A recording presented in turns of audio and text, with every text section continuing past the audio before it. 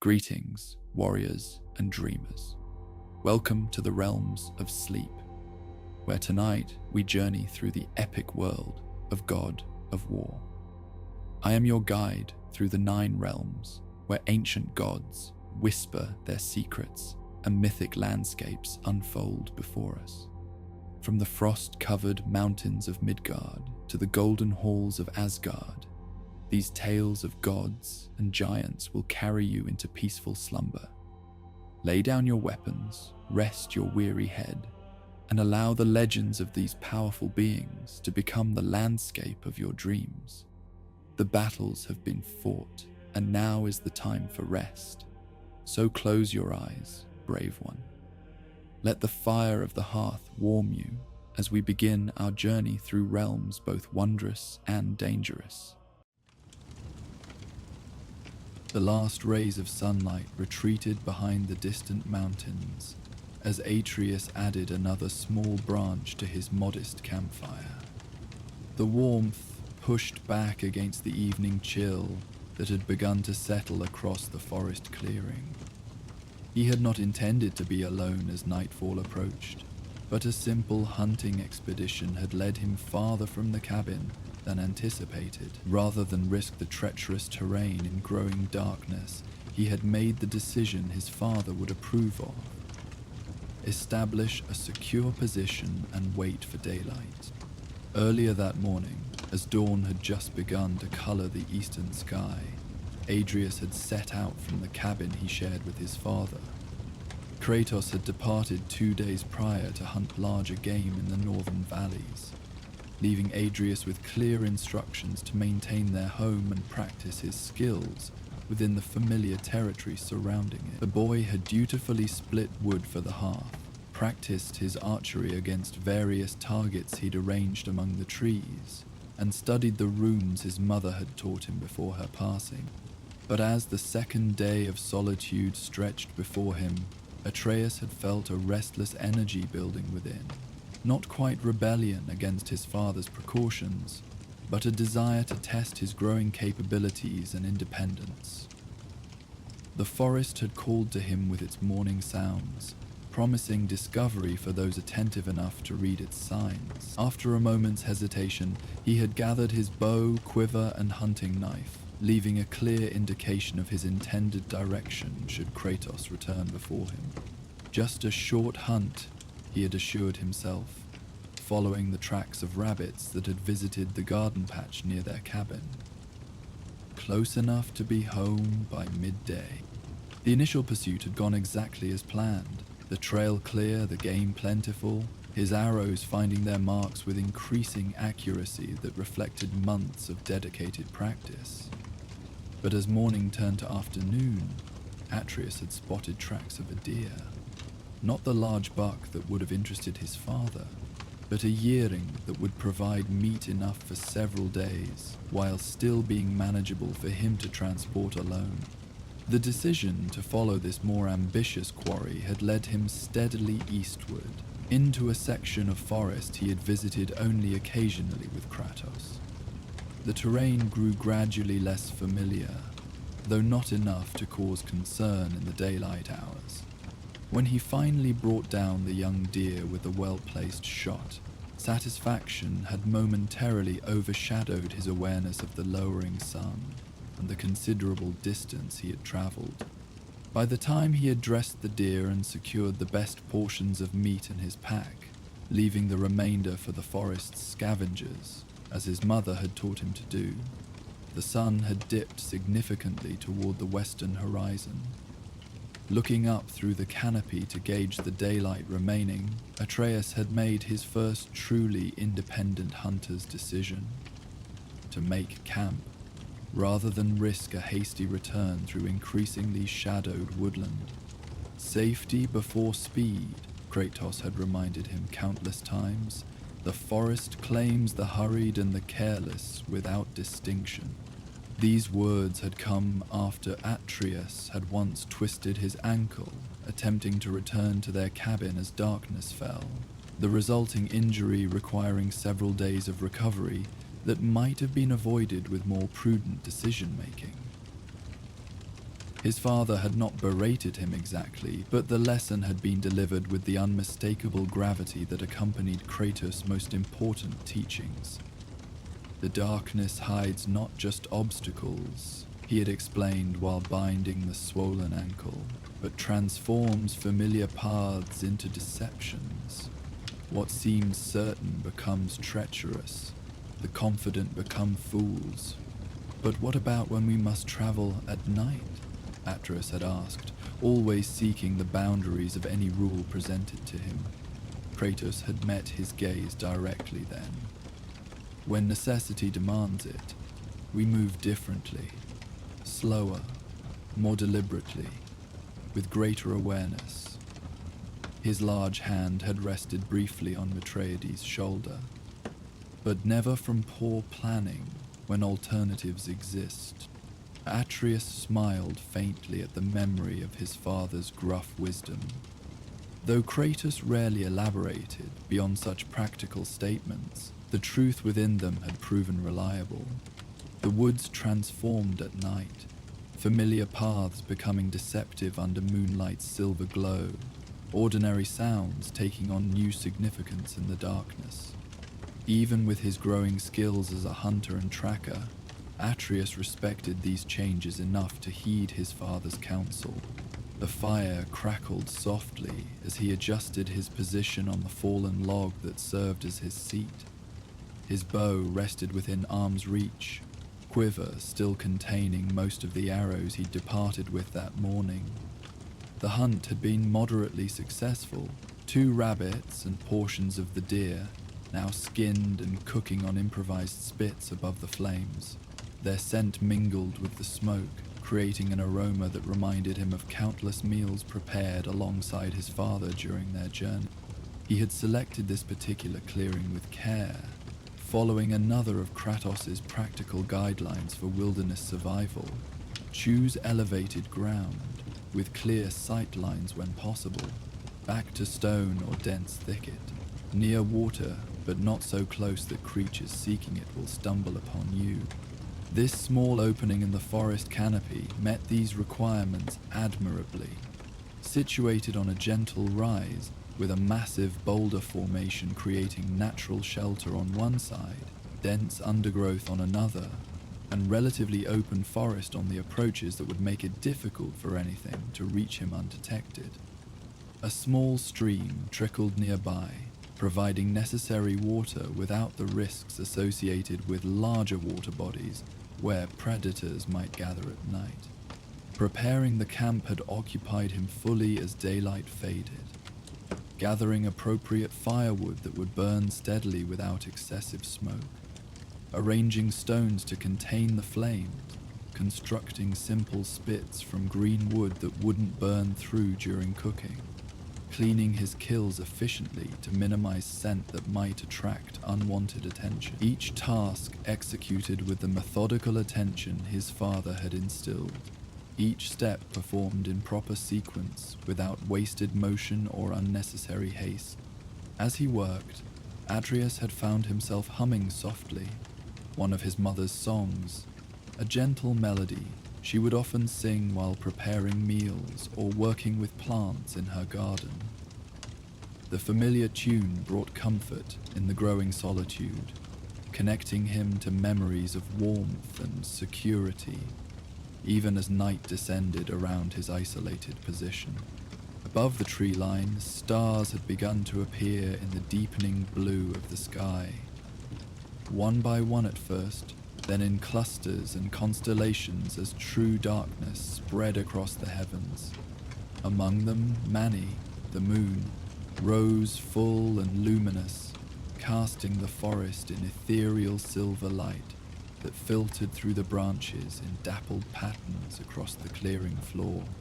He recognized the constellations as they emerged, the Great Bear wheeling slowly overhead, the hunter with his distinctive belt of 3 aligned stars, the dragon coiling sinuously across the northern quadrant.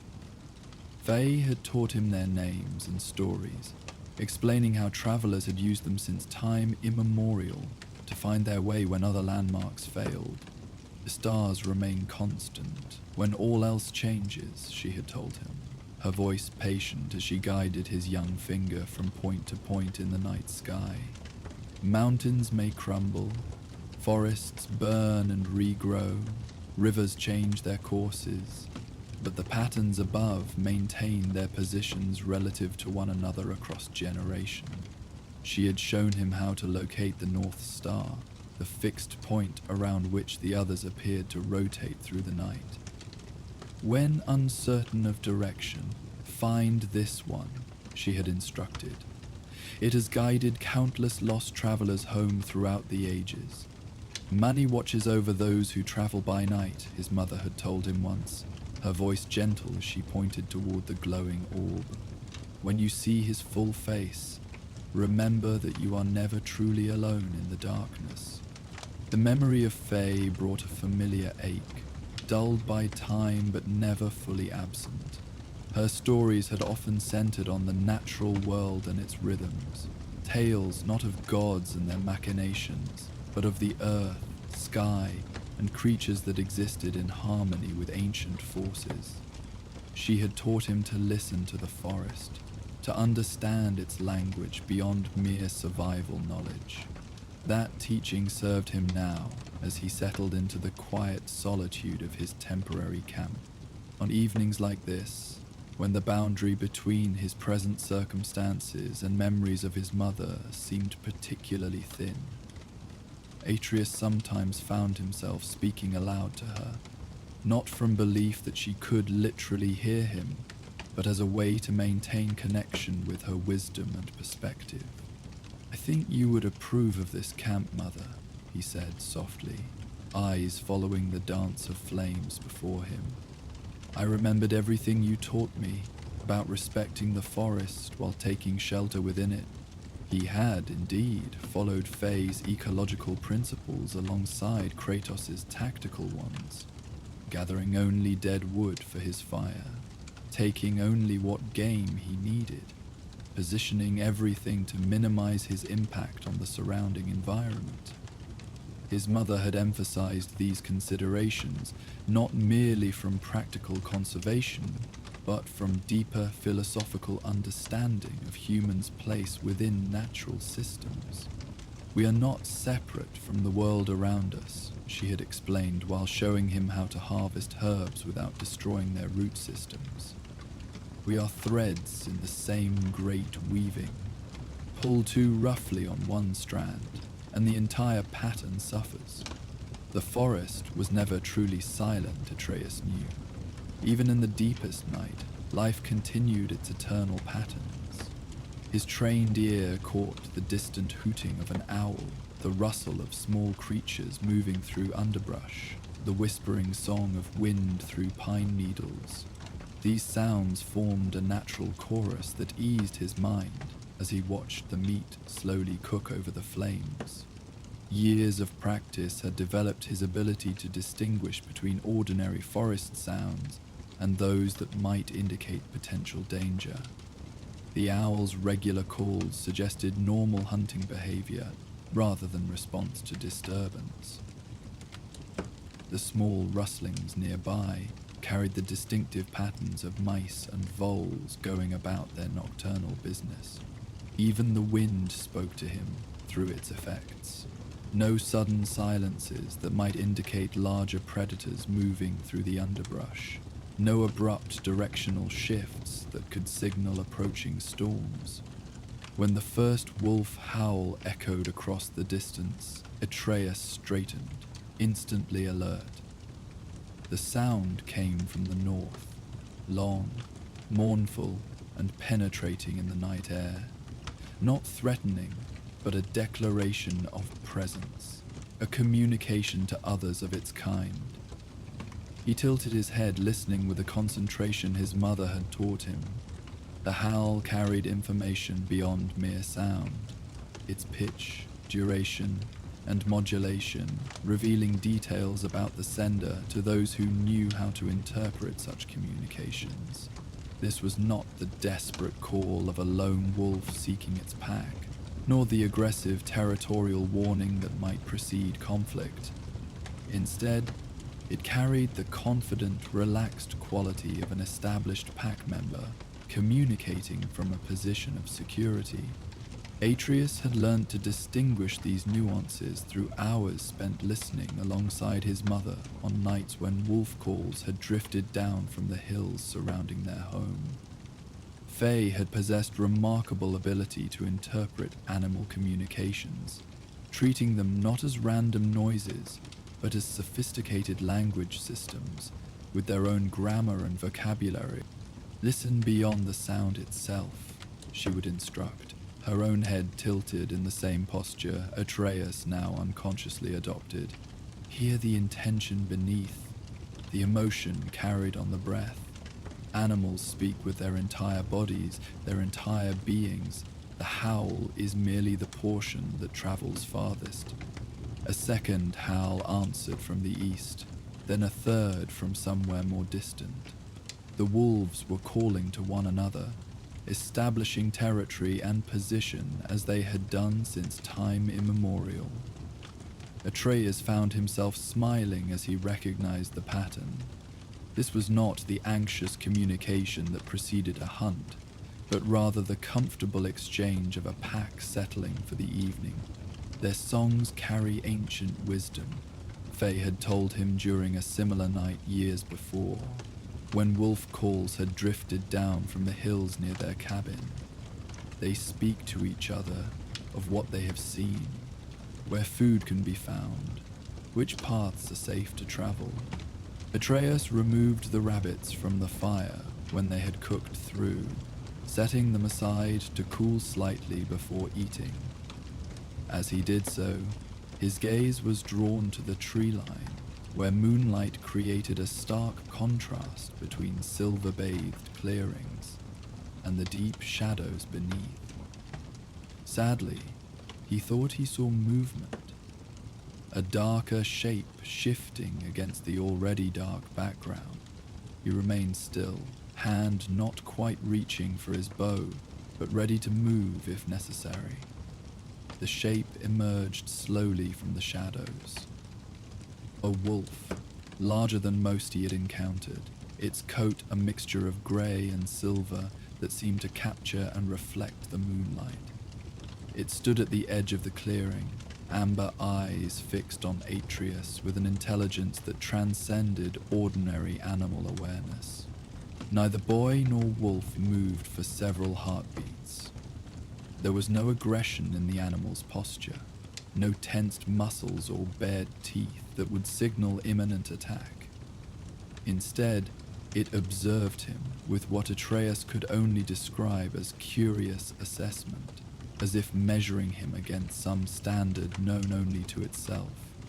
"I mean no harm," Atreus said softly, the words emerging instinctively, though he knew the wolf could not understand their literal meaning.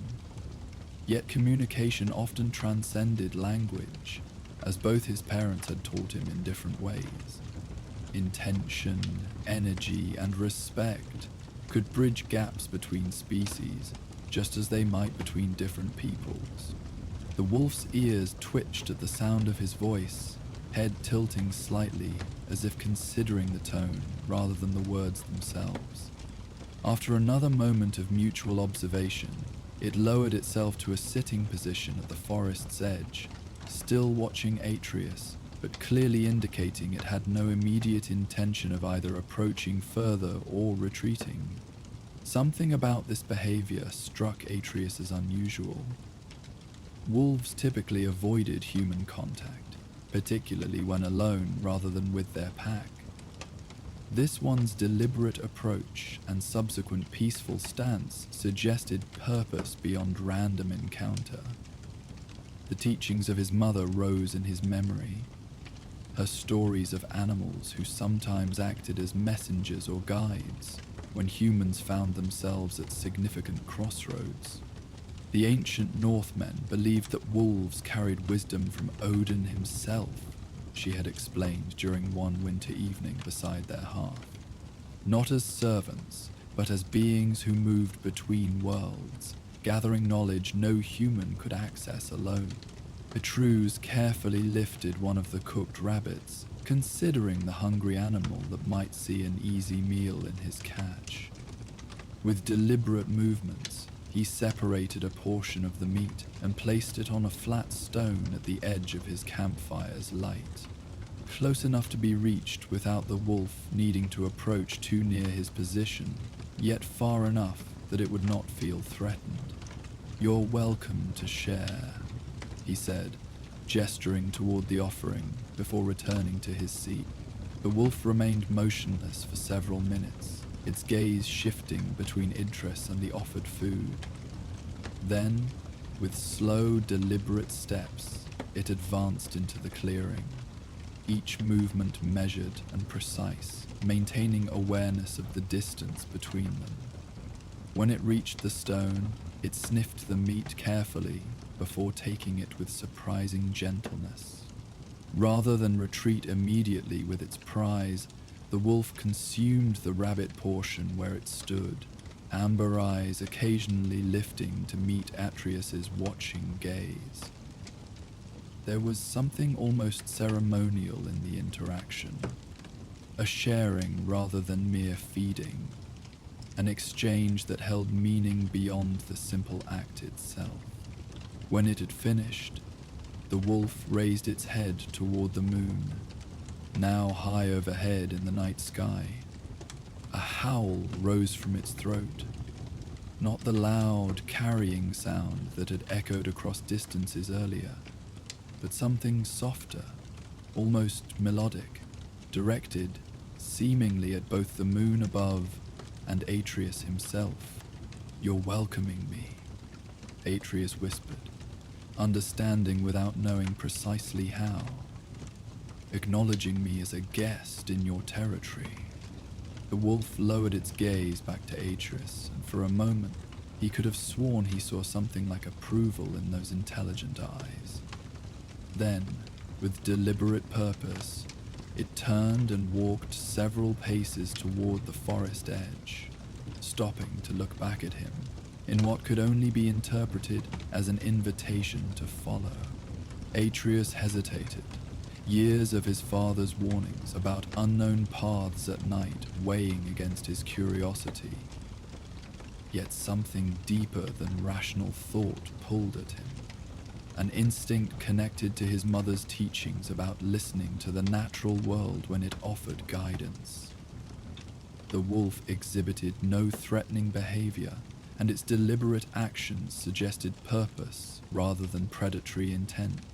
"My father would tell me to stay by the fire," Atreus muttered to himself. Yet even as he spoke, he found himself gathering his bow and securing the quiver at his hip.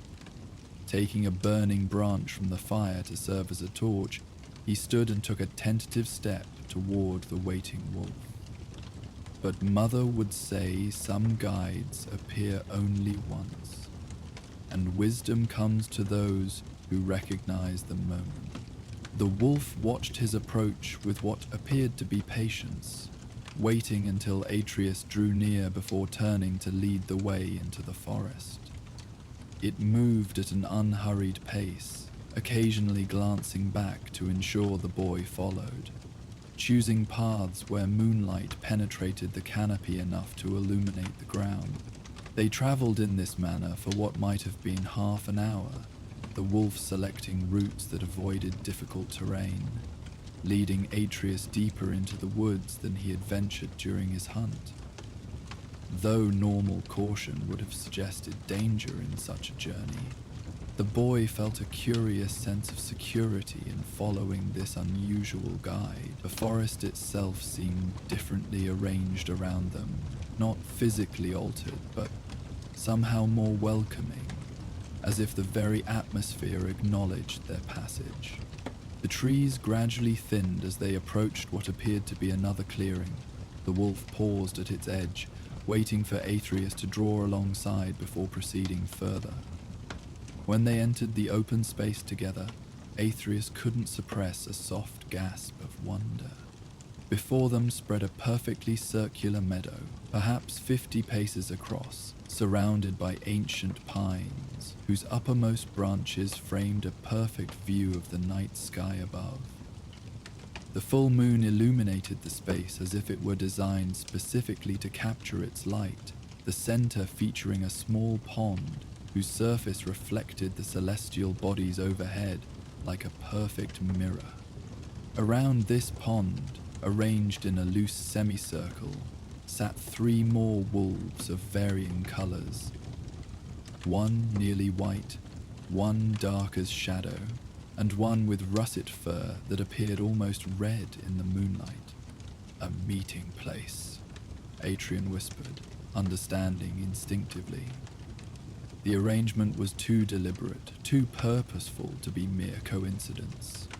The wolves turned their heads in unison at his arrival, regarding him with the same intelligent assessment his guide had shown at their first encounter.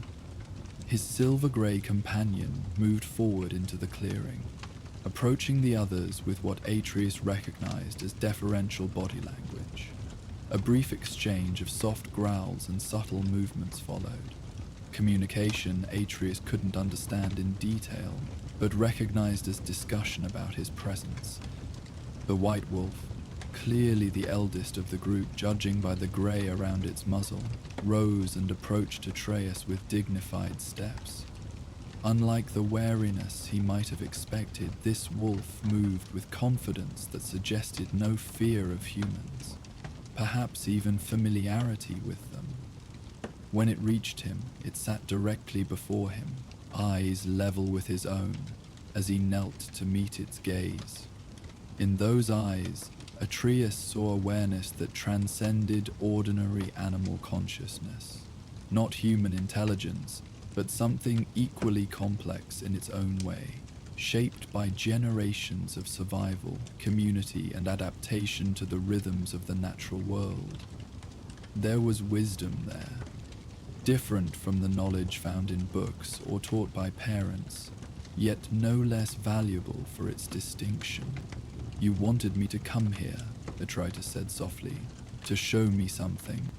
The white wolf made no sound in response, but its gaze remained fixed on his face with such intensity that Atreides felt compelled to remain still and open to whatever message might be conveyed. The moment stretched between them, filled with something more profound than silence, a connection that required no words, yet carried meaning nonetheless. Gradually, Atreus became aware of changes in the clearing around them. The moonlight seemed to intensify, casting everything in clearer illumination than should have been possible even under the full moon's glow. The pond's surface began to ripple despite no wind disturbing it, the reflected stars and moon fragmenting into patterns that shifted and reformed continuously. A howl rose from the dark wolf's throat, low at first, then building to a sound that seemed to vibrate through the very air of the clearing. One by one the others joined, including Atreus' silver guide, their voices blending in harmonies that no ordinary wolves could produce.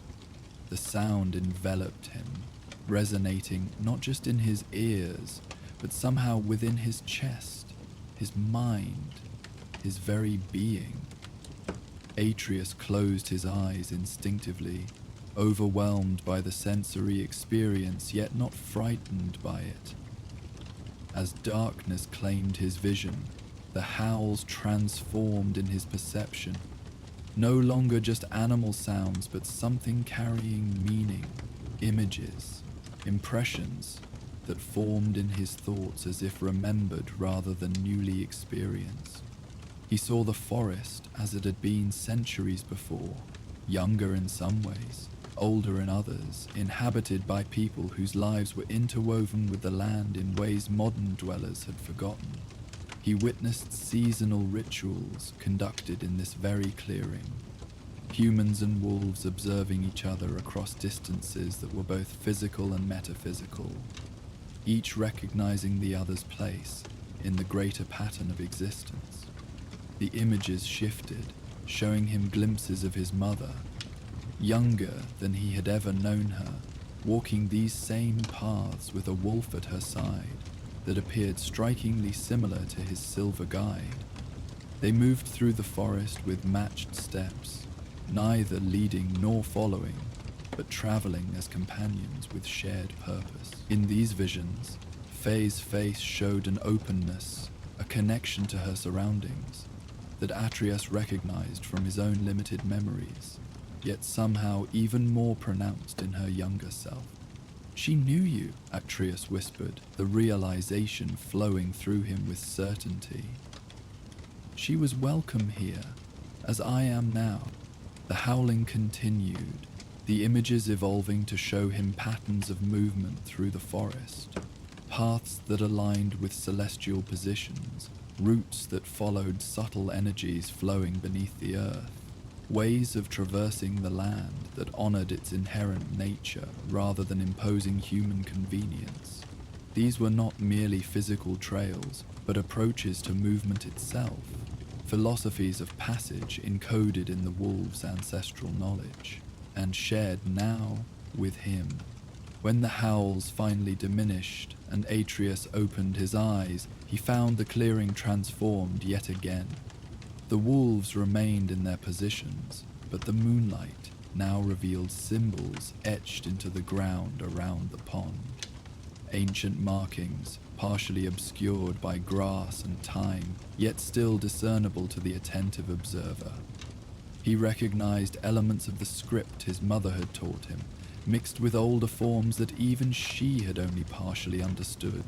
The white wolf rose and moved toward these markings, stopping at one particular symbol that resembled a tree, with branches extending both upward towards sky and downward into earth. It looked at Atreus expectantly, clearly indicating the marking held significance he should understand. "Balance," Atreus said tentatively, recalling his mother's teachings about this particular symbol. The connection between what lies above and what rests below. The visible and invisible aspects of existence held in harmony.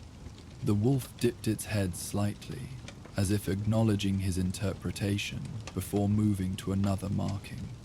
This one depicting a series of interlocked circles, each containing what appeared to be different phases of the moon. "Cycles," Atreus continued, following the wolf's guidance.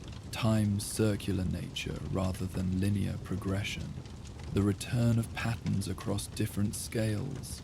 He paused, considering deeper implications.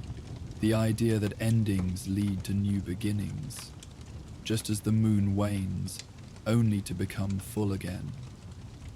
Each symbol the wolf indicated built upon the previous, creating not just individual concepts, but an interconnected philosophy. A way of understanding the world that extended beyond simple survival knowledge into profound relationship with natural forces.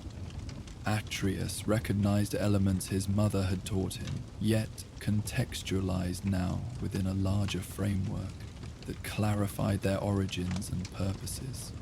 As they completed the circuit of the pond, returning to where the other wolves still sat in watchful attendance, Atreus felt a growing awareness that this encounter represented more than chance meeting. The wolves had called him here deliberately, recognizing something in him that warranted sharing their ancient knowledge. Perhaps the same quality they had seen in his mother years before. "You knew I would understand," he said, addressing all four wolves equally. "That I would listen, as she did." The dark wolf rose then, approaching to stand beside the white elder. Together they gazed at Atreus with such focused attention that he felt momentarily transparent before them, as if they could see beyond his physical presence to something deeper, some essential quality invisible to ordinary perception. A new howl began, different from the earliest symphonic blend, this one coming solely from the dark wolf, its timbre so deep it seemed to emerge from the earth itself rather than the animal's throat. The sound carried no visions this time, but instead evoked emotions in careful sequence. Caution, followed by curiosity, Hesitation transformed to courage. Isolation transformed to courage. Isolation transformed to courage. Isolation transformed to courage. Atreus recognized this emotional journey as his own, the path he had traveled since his mother's passing, learning to navigate the world alongside his father while discovering his own unique place within it. When the dark wolf fell silent, the russet one stepped forward, adding its voice to the moonlit clearing.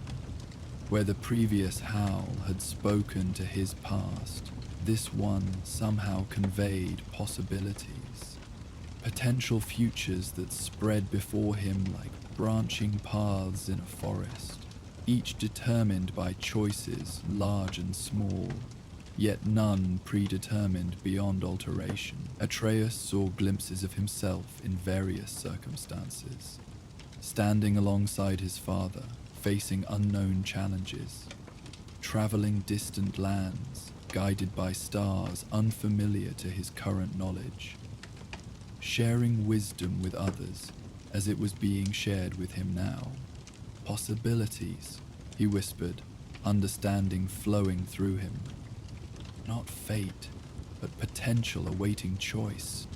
His silver guide joined the communication last, its howl lighter yet no less profound, speaking of balance between seemingly opposing forces, strength and compassion, action and reflection, independence and connection. In this song, Atreus recognized teachings from both his parents. Kratos' emphasis on capability and self-reliance, blended with Faye's attunement to broader patterns and interdependence, not contradictions requiring choice between them, but complementary aspects of wisdom that achieved greatest potential when held in balance. As the final howl faded into the night, the four wolves gathered closer, forming a tight circle around Atreus. There was no threat in their proximity, only a sense of acknowledgement, of welcome into understanding normally kept beyond human awareness. The white elder touched its nose briefly to Atreus's hand, the contact sending a warm current through him, unlike anything he had experienced before. In that moment of connection, words formed in Atreus's mind with perfect clarity, not his own thoughts, but communication received with undeniable directness. The wolf walks between worlds, neither fully wild nor entirely tame, understanding both, yet belonging fully to neither. This is your path as well, young one, to stand at the threshold between different ways of being, bearing witness to each while creating something new through your passage.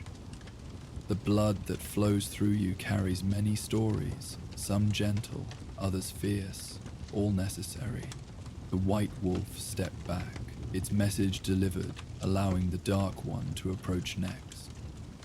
Its contact brought different sensation, cool like shadow yet not unpleasant, a reminder of necessary darkness that gives meaning to light. Fear serves when it protects, harms when it controls.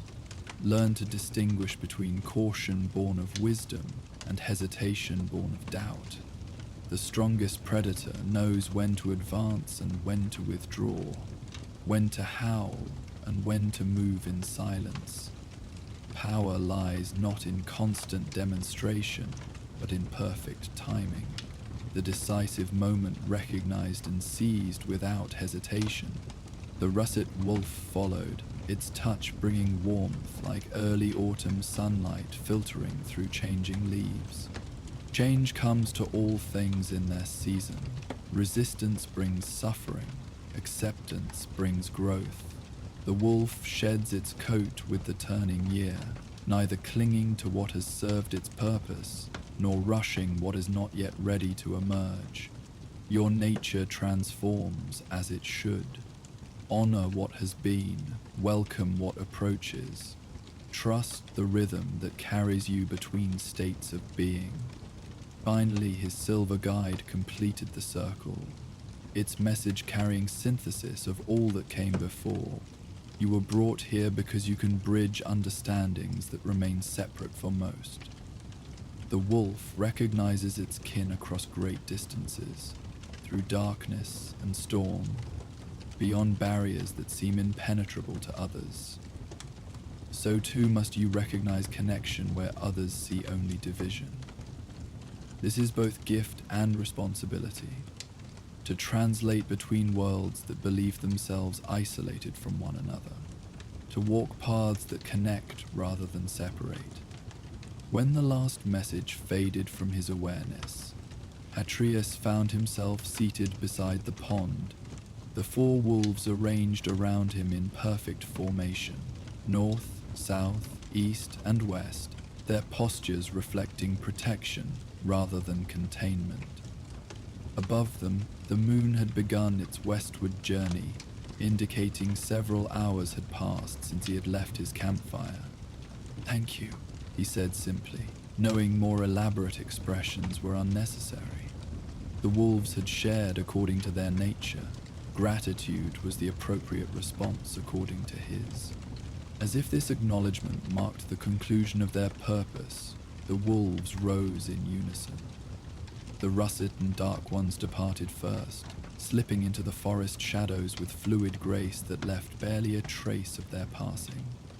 The white elder remained a moment longer, its aged eyes holding Atreus's gaze in final communication that required no translation, a recognition of potential seen and responsibility conferred. When it too had gone, only his silver guide remained. Unlike their journey to the clearing, the wolf now moved to walk beside rather than before him, adjusting its pace to match his human stride.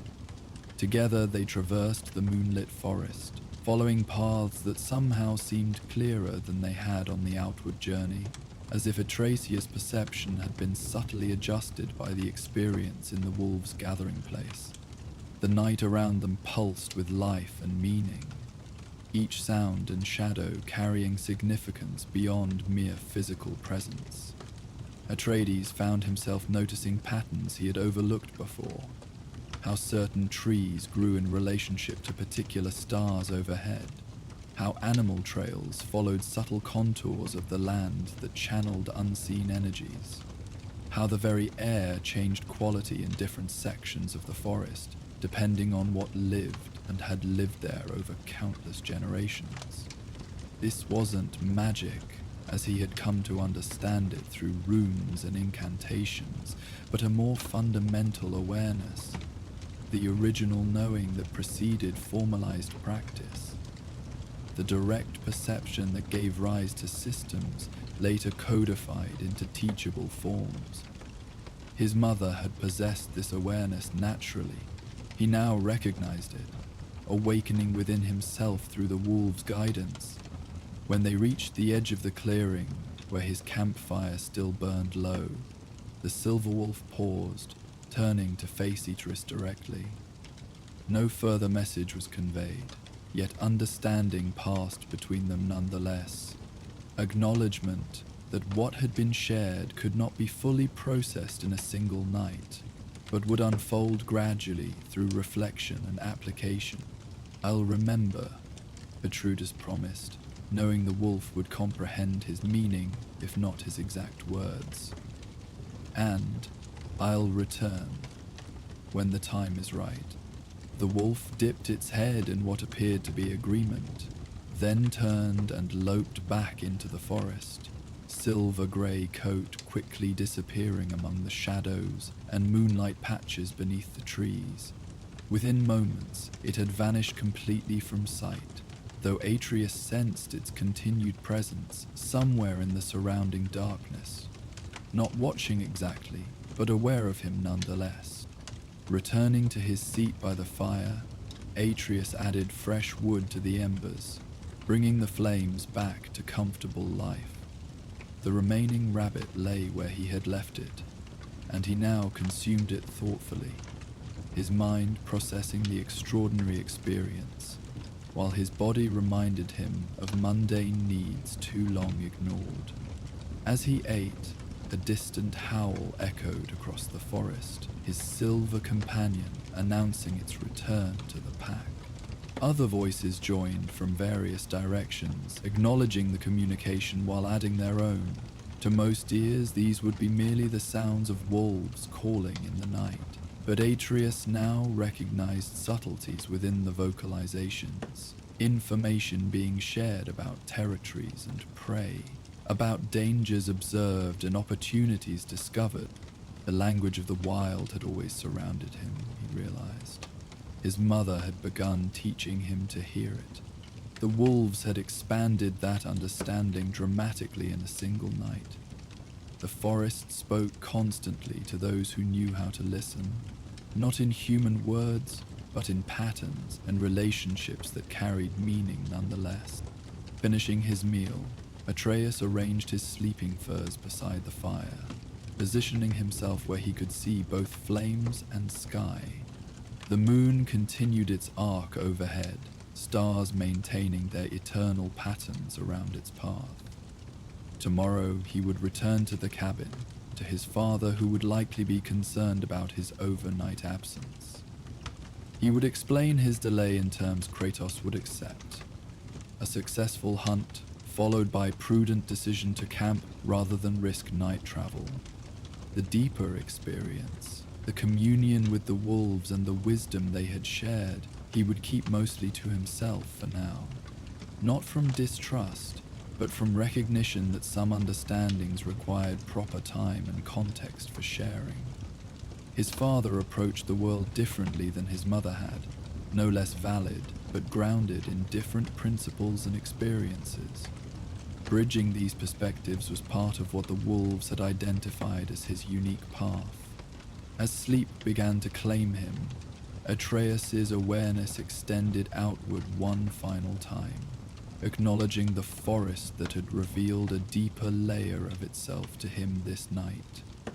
He sensed the wolves moving through distant trees, the owl hunting silent and patient above the canopy, countless smaller lives conducting their nocturnal affairs according to ancient patterns, all connected, all part of an interwoven whole that included him and his father, his memories of his mother, the gods whose machinations seemed simultaneously significant and strangely limited when viewed through the lens of this older, deeper understanding. The last thing Atreus registered before drifting into dreams was a single wolf howl, distant yet clear, his silver guide offering final acknowledgement before the night fully claimed them both. In that sound, he heard confirmation that what had been shared was not ending, but beginning. Wisdom planted like a seed that would continue growing through nights and days to come. Morning arrived with gentle persistence, sunlight filtering through branches to touch Atreus's face, where he lay beside the remnants of his fire. He woke, fully alert, the experiences of the previous night intact within his memory, rather than fading like ordinary dreams. Rising to his feet, he stretched muscles slightly stiff from sleeping on forest ground, then methodically prepared for the journey home. The clearing appeared ordinary in daylight, fire pit containing cold ashes, log seating showing the imprint where he had sat, forest surrounding him with familiar morning sounds of birds and small creatures beginning their daily activities. Yet he perceived subtle differences in how he related to this environment.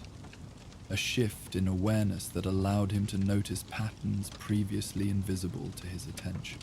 As he gathered his belongings and extinguished the last embers properly, Atreus found himself pausing to touch a nearby tree trunk. Beneath his fingers, he sensed the slow, patient life moving through wood and bark. Not dramatically different from his previous understanding, but somehow more immediate, more directly perceived rather than intellectually known. The wolf's gift, he murmured, recognizing this enhanced perception as partial implementation of what had been shared in the moonlit clearing, not dramatic or showy like magical abilities that manipulated physical reality, but perhaps more profound in its quiet way, changing how he experienced the world rather than how he acted upon it. The journey back toward the cabin proceeded efficiently, Atreus moving with confidence through terrain that seemed increasingly readable to his developing awareness. He noticed signs of the wolves' passage, subtle marks ordinary hunters might overlook, indications of their territory and movements that told stories about their lives in this forest. Twice he paused, sensing his silver companion watching from concealed positions, not following exactly, but maintaining awareness of his progress through shared territory. He offered no obvious acknowledgement, understanding that this subtle connection required no dramatic recognition, but simply quiet acceptance of mutual awareness. When he finally approached the cabin clearing around midday, Atreus saw Kratos chopping wood with characteristic focused efficiency. His father paused mid-swing as Atreus emerged from the tree line, eyes quickly assessing for signs of injury or distress, before returning to their usual stoic expression. "You did not return yesterday," Kratos stated simply, neither accusation nor question in his tone, merely observation requiring explanation. "The hunt led farther than expected," Atreus replied, approaching with the confidence of one who had made sound decisions. "Rather than risk night travel, I made camp until morning." Kratos nodded once, accepting this reasoning as aligned with his own teachings about practical wilderness judgment. "You encountered no difficulties?" Atreus considered how to answer truthfully, while honoring the special nature of his experience with the wolves. "I was visited by wolves in the night," he said finally. "They showed me something of their ways." His father's expression remained unchanged, though his eyes studied Atreus more carefully. "Wolves rarely approach humans without purpose," he observed. "What did you learn from this encounter?" In this simple question, Atreus recognized an opening. His father's acknowledgement that wisdom might come from unexpected sources, that nature itself often taught lessons worth heeding. The gap between his parents' perspectives was perhaps not as wide as he sometimes imagined. "Some paths connect what appears separate," Atreus replied, the words emerging naturally despite their philosophical nature. "And that standing between different worlds can be a position of unique understanding, rather than divided loyalty." Kratos was silent for a moment, his axe resting against the chopping block as he fully considered his son's words. When he finally spoke, his voice carried unusual gentleness beneath its customary gruffness. "Your mother would approve of this wisdom," he said. "She always saw connections where others perceived only boundaries." In this acknowledgement, Atreus felt something important shift between them. Not dramatic transformation, but subtle rebalancing that honored both the practical survival knowledge Kratos emphasized and the deeper understanding of natural patterns Faye had valued. The wolves had shown him not a rejection of either perspective, but the potential strength in their integration. As father and son walked together toward the cabin, Atreus glanced back once at the forest edge. For just a moment he glimpsed silver-grey fur among the shadows, his wolf guide observing this reunion before melting back into the depths of trees and undergrowth. Not goodbye, he understood, but merely transition to a different kind of connection, one that would continue through howls carried on night winds, and wisdom unfolding through dreams and quiet moments of reflection. The forest had always surrounded their home, had always been part of their daily existence. But now, Atreus recognized it not merely as environment, but as teacher and community.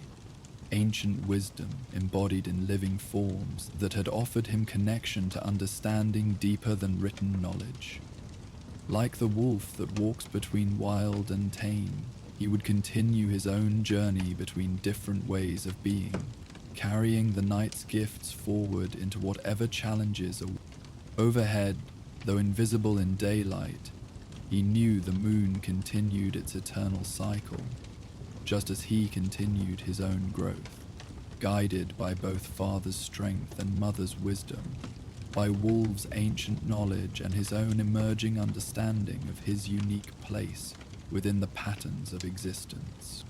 Many days had passed since Atreus's encounter with the wolves under the moonlit sky.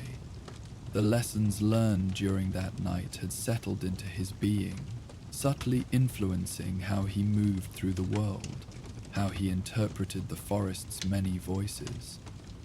Though he had not returned to the sacred clearing, he often felt the presence of his silver guide in the distance, a watchful companion maintaining their connection across the woodland realm. Spring had arrived in full force, transforming the previously snow-dusted landscape into a vibrant tapestry of new life. The trees that surrounded their cabin had unfurled tender leaves in countless shades of green. Wildflowers carpeted forest clearings in brilliant displays of color, and birdsong filled the air from dawn until dusk. Even Kratos, typically unmoved by such seasonal changes, had acknowledged the practical benefits of improved hunting and gathering conditions. On this particular morning, with the sun barely risen above the eastern hills, Atreus found himself drawn to explore a section of the forest he and his father rarely visited, a dense grove of ancient trees that lay within a day's journey to the west of their home. Something about the quality of the wind that had blown throughout the night, carrying whispers that tugged at the edges of his dreams, suggested significance awaiting discovery in that direction. The forest had grown quiet as afternoon faded toward evening, the usual chorus of birds settling into drowsy silence as shadows lengthened beneath ancient trees. Atreus moved carefully through familiar territory, bow secured across his back, following tracks that only his trained eye could discern amid fallen leaves and soft earth. His father had remained at their cabin, tending to weapons and provisions, while entrusting his son with a solitary hunting expedition. A small but significant indication of Kratos' growing confidence in the boy's abilities. "Stay within the boundaries we've established," his father had instructed, voice characteristically stern, yet carrying undertones of concern that Atreus had learned to recognize. "Return before full dark. The forest changes when daylight fades."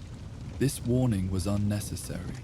Atreus knew well the transformation that came with twilight, when familiar landmarks took on different aspects and ordinary sounds acquired new significance.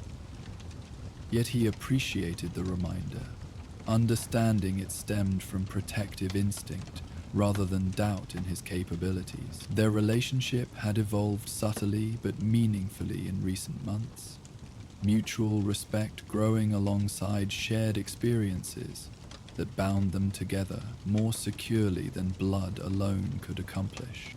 The boy paused beside a massive oak, fingers tracing the rough bark as he oriented himself. Though still within established hunting grounds, he had ventured slightly farther than usual, drawn by tracks suggesting deer had moved in unexpected patterns recently. This change in wildlife behavior warranted investigation. Either some natural shift had occurred, or perhaps a new predator had entered their territory. Either possibility required understanding for future hunting success. As he knelt to examine disturbed soil near exposed roots, Atreus noticed an unusual quality to the air. A subtle vibration that seemed to hum just below the threshold of hearing, felt more through bone and sinew than through ears. He straightened, senses suddenly alert, gaze scanning surrounding trees with renewed attention. The sensation wasn't threatening, carrying no hint of danger that might trigger immediate defensive response, yet its unfamiliarity demanded caution. The vibration seemed to emanate from deeper within the forest, beyond the invisible boundary he and his father had established during previous explorations. Atreus hesitated, weighing curiosity against explicit instruction. The responsible choice would be turning back, reporting this phenomenon to Kratos before investigating further. Yet something about the gentle resonance called to him specifically. Not a general lure that might attract any passing creature, but a connection that seemed to recognize something in his particular nature. "Just a little farther," he murmured, justifying the decision to himself. "Enough to understand what it is, then back before father could possibly worry." Decision made, Atreus advanced with heightened caution, every sense extended to maximum awareness. The vibration grew gradually more distinct as he progressed, resolving itself into something almost musical. Not melody in conventional sense, but harmonics that flowed and shifted like water finding paths among stones. The trees themselves seemed to be conducting this subtle symphony, their massive trunks serving as resonance chambers for energies flowing upward from roots buried deep in ancient soil. The forest's character changed subtly around him, trees growing more massive, their bark displaying patterns unlike those in more familiar territories. Moss clung to their trunks in elaborate arrangements that almost suggested deliberate design rather than random growth. The canopy above grew denser as well, filtering afternoon light into diffuse green-gold illumination that shifted and dappled with the gentle movement of branches stirred by high breezes unfelt at ground level. Atreus recognized he had crossed the established boundary some minutes earlier, yet found himself unable to turn back before identifying the source of these unusual phenomena. His mother had taught him to respect the forest's mysteries while simultaneously encouraging understanding through careful observation. This balanced approach guided him now, maintaining alert caution while permitting necessary exploration to expand knowledge of their surroundings. The humming vibration continued, intensifying, now clearly audible rather than merely felt. It manifested as complex harmonics that seemed to shift in response to his movements, as if the forest were somehow aware of his presence and adjusting its communications accordingly. This reactive quality suggested intelligence of sorts, though perhaps not consciousness as humans typically understood it. More like the distributed awareness that allowed plants to respond to environmental changes without centralized thought. The trees had grown so massive that 10 men with outstretched arms could scarcely encircle their trunks. Their branches extended horizontally at impossible lengths, creating cathedral-like spaces beneath that echoed with the forest's harmonious vibrations. Moss and lichen displayed colors beyond the usual forest palette, subtle blues and purples mingling with expected greens, occasionally catching light in ways that suggested bioluminescent properties that would likely become more evident as daylight continued fading. Atreus paused beneath a particularly massive oak, its trunk gnarled into formations resembling faces caught in expressions of serene contemplation. The humming seemed especially concentrated here, vibrating through the ground beneath his feet and resonating in his chest when he placed a palm against the ancient bark. Something about this tree felt significant, not merely older or larger than its neighbors, but somehow more connected to whatever force generated the pervasive harmonics. "You've come," a voice whispered, so integrated with the ambient forest sounds that Atreus initially failed to recognize it as distinct communication. "The wolf's blood walks among us again." The boy spun, bow instinctively in hand, though not yet drawn, seeking the speaker among surrounding shadows. No human figure revealed itself, no obvious creature that might have formed such words. The forest remained peaceful around him, showing no signs of threat or disturbance beyond the ongoing harmonic resonance that had initially drawn his exploration. "Who's there?" he called, keeping his voice measured despite sudden alertness. His mother had taught him that fear often created the very dangers it anticipated, while calm assessment frequently revealed apparent threats as mere misunderstandings. "We are," came the response, seeming to emanate from multiple directions simultaneously. "The grove, the rooted ones, the rememberers." Now Atreus understood, or believed he did. The voice emerged not from any individual entity, but from the trees themselves, or perhaps from something that dwelled among them, using their resonant properties to communicate. Such phenomena were not unprecedented in his experience. His mother had spoken of ancient groves where boundaries between ordinary reality and spiritual domains grew permeable, allowing communications that conventional understanding would dismiss as impossible. "I am Atreus," he responded, lowering his bow while maintaining readiness for unexpected developments. "Son of Fae and Kratos, I followed your music here."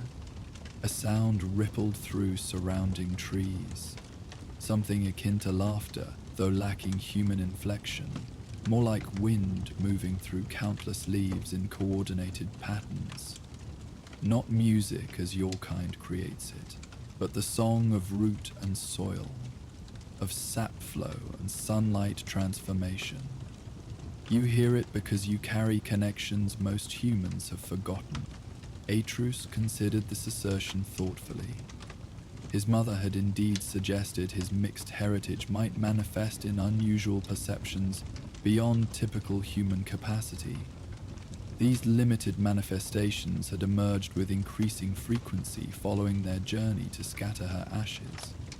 Awareness of energetic patterns that Kratos acknowledged but couldn't directly perceive.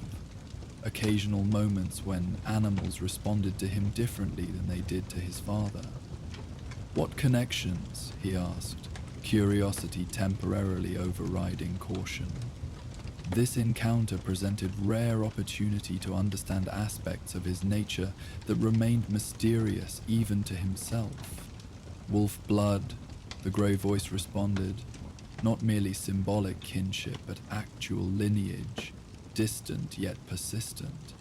The great wolves remember their scattered descendants, even those diluted through generations of divergence. Your mother carried this heritage. Now you express it in new ways." This revelation aligned with fragments Atreus had pieced together from his mother's occasional references to her ancestors. Stories involving great wolves that he had interpreted as metaphorical rather than literal. That actual wolf blood might flow through his veins both disturbed and fascinated him, adding another complexity to his already multi-layered heritage. "Is that why I was drawn here?" he asked, gaze traveling upward along massive tree trunks toward canopy that now glowed with emerging evening light. "Because of this wolf connection?" "Partly," the grove acknowledged, "but also because transition approaches. Moment when boundaries thin and pathways open between states ordinarily separate. The wolf ancestors gather during such convergences, and those carrying their legacy may hear the calling." As if confirming this explanation, a distant howl sounded from deeper within the grove, not threatening but declarative, like announcement of presence rather than hunting cry. The sound carried unusual resonance, echoing among ancient trees with harmonic overtones that ordinary wolf vocalizations wouldn't generate.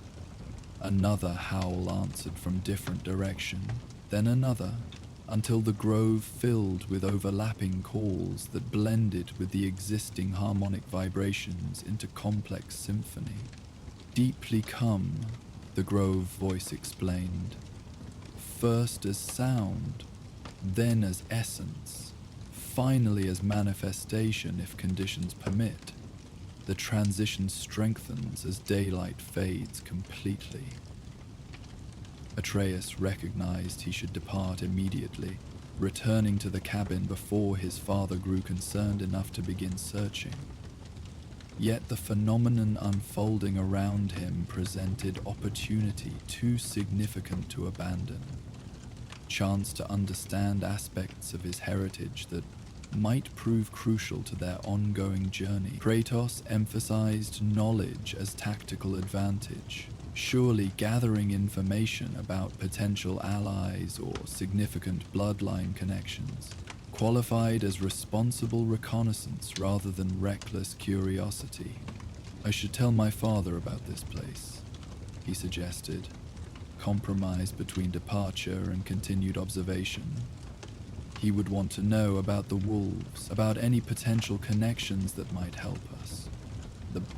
The harmonics surrounding him shifted subtly, suggesting response equivalent to thoughtful consideration. The marked one perceives differently, the grove finally replied. What reveals itself to wolf blood remains invisible to god blood, diluted by mortal existence. His understanding comes through you rather than direct experience. Before Atreus could formulate a response to this assessment, movement caught his peripheral vision. Shadow flowing between distant trees with fluid grace, unlike typical forest creatures. He turned sharply, bow raised instinctively, though not yet drawn. The figure had disappeared before he could focus directly upon it, leaving only impression of substantial canine form, moving with purposeful intent. De-manifest already, the grove commented, harmonics shifting toward higher register, suggesting something akin to surprise. The convergence progresses more rapidly than anticipated. Your presence accelerates the transition. Another wolf figure appeared briefly between trees to Atreus's right, larger than natural wolves he had encountered during hunting expeditions. This one lingered momentarily before dissolving back into shadow, yellow eyes meeting his with unmistakable intelligence and apparent recognition, not threatening assessment, but acknowledgement between connected entities. What exactly is happening? Atreus asked, maintaining outward calm despite racing thoughts. What transition are you talking about? The ancient conjunction, the grove explained, when wolf spirits that usually dwell between ordinary states can manifest briefly within the physical realm. They gather to renew connections, share collective wisdom, prepare for coming changes that affect all interconnected bloodlines. Those carrying their legacy, even diluted through generations, serve as anchors facilitating this manifestation. More wolf figures had begun appearing among surrounding trees, maintaining distance but clearly visible as twilight deepened forest shadows. Larger than natural wolves, their forms seemed partially transparent, internal luminescence outlining bones and organs within shadowy exteriors. Eyes glowed with amber light, fixed upon Atreus with collective attention that communicated curiosity rather than aggression. The boy felt inexplicable calm despite circumstances that might ordinarily trigger defensive response. Something about these spirit wolves generated familiarity beyond rational explanation, recognition that operated at level deeper than conscious thought, as if cellular memory responded to ancestral connection, independent of personal experience. The sensation resembled his bond with his mother, though less direct and immediate. DMB know you, the grove confirmed, reading his emotional response through means Atreus couldn't identify. Blood recognizes blood across generations, across transformations between physical and spiritual manifestation. The original wolf ancestors remember all descendants, regardless how distant or diluted the connection has become. The harmonic vibrations suffusing the grove had intensified further, now visible as subtle luminescence, flowing upward through massive tree trunks from roots buried deep below. This energy connected with similar flows emerging from the spectral wolves, creating complex patterns resembling vast neural network binding all present entities, trees, wolves, and human boy, into temporary unified system. "What do they want from me?" Atreus asked, sensing purpose behind this extraordinary gathering. Rather than mere coincidental intersection, recognition, came the reply, harmonic tones suggesting concept more complex than the single word could adequately convey. Acknowledgement of connection. Preparation for role you cannot yet comprehend, but will eventually fulfill when pathways converge beyond current divergence. As darkness settled more completely across the forest, the wolf spirits grew increasingly substantial, their forms solidifying until they appeared almost physically present, despite maintaining subtle translucence that distinguished them from ordinary creatures. Their numbers had increased as well, perhaps 30 now visible among surrounding trees, arranged in roughly circular formation, with Atreus at center.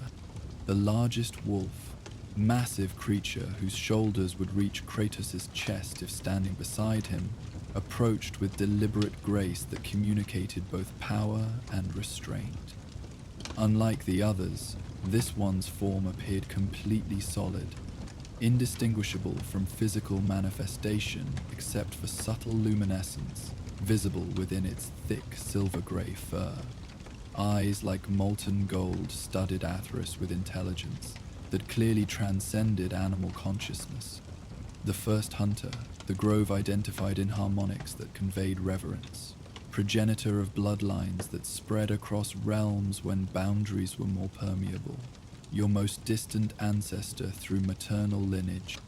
Atreus stood motionless as the massive wolf circled him slowly, maintaining respectful distance while clearly conducting detailed assessment.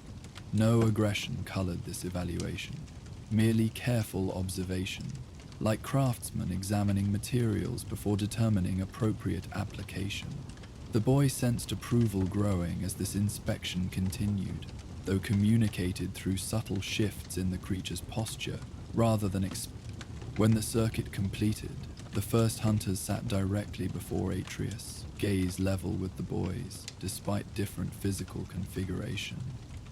The harmonic vibrations surrounding them intensified into focused resonance that somehow facilitated wordless communication. Not language as humans understood it, but direct conceptual transfer that bypassed conventional limitations of different species. Through this extraordinary connection, Atreus received fragmentary understanding, impressions of vast timescales, of bloodlines diverging and reconnecting like flowing streams, of cycles completing and beginning anew with slight variations that gradually accumulated into significant changes. His own position within these patterns emerged as point of particular convergence, where seemingly separate lineages reunited with potential to catalyze transformation beyond ordinary progression.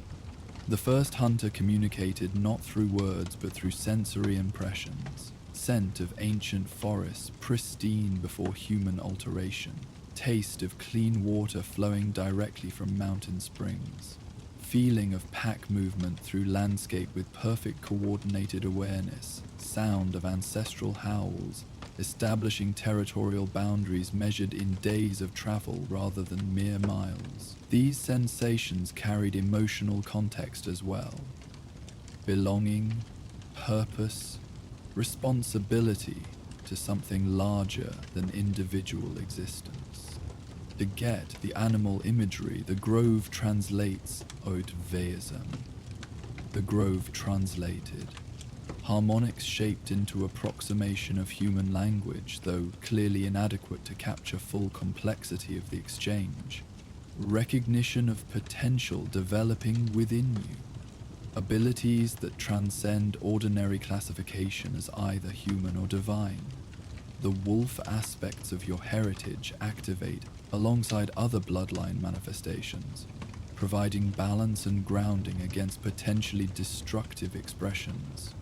This last reference clearly indicated his father's violent, divine legacy, Spartan rage that Atreus had witnessed and occasionally experienced himself, though with less catastrophic consequences thus far.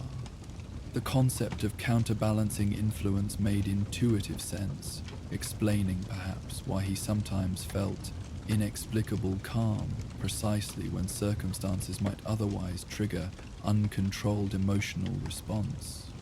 The first hunter rose, approaching closer until barely arm's length separated them.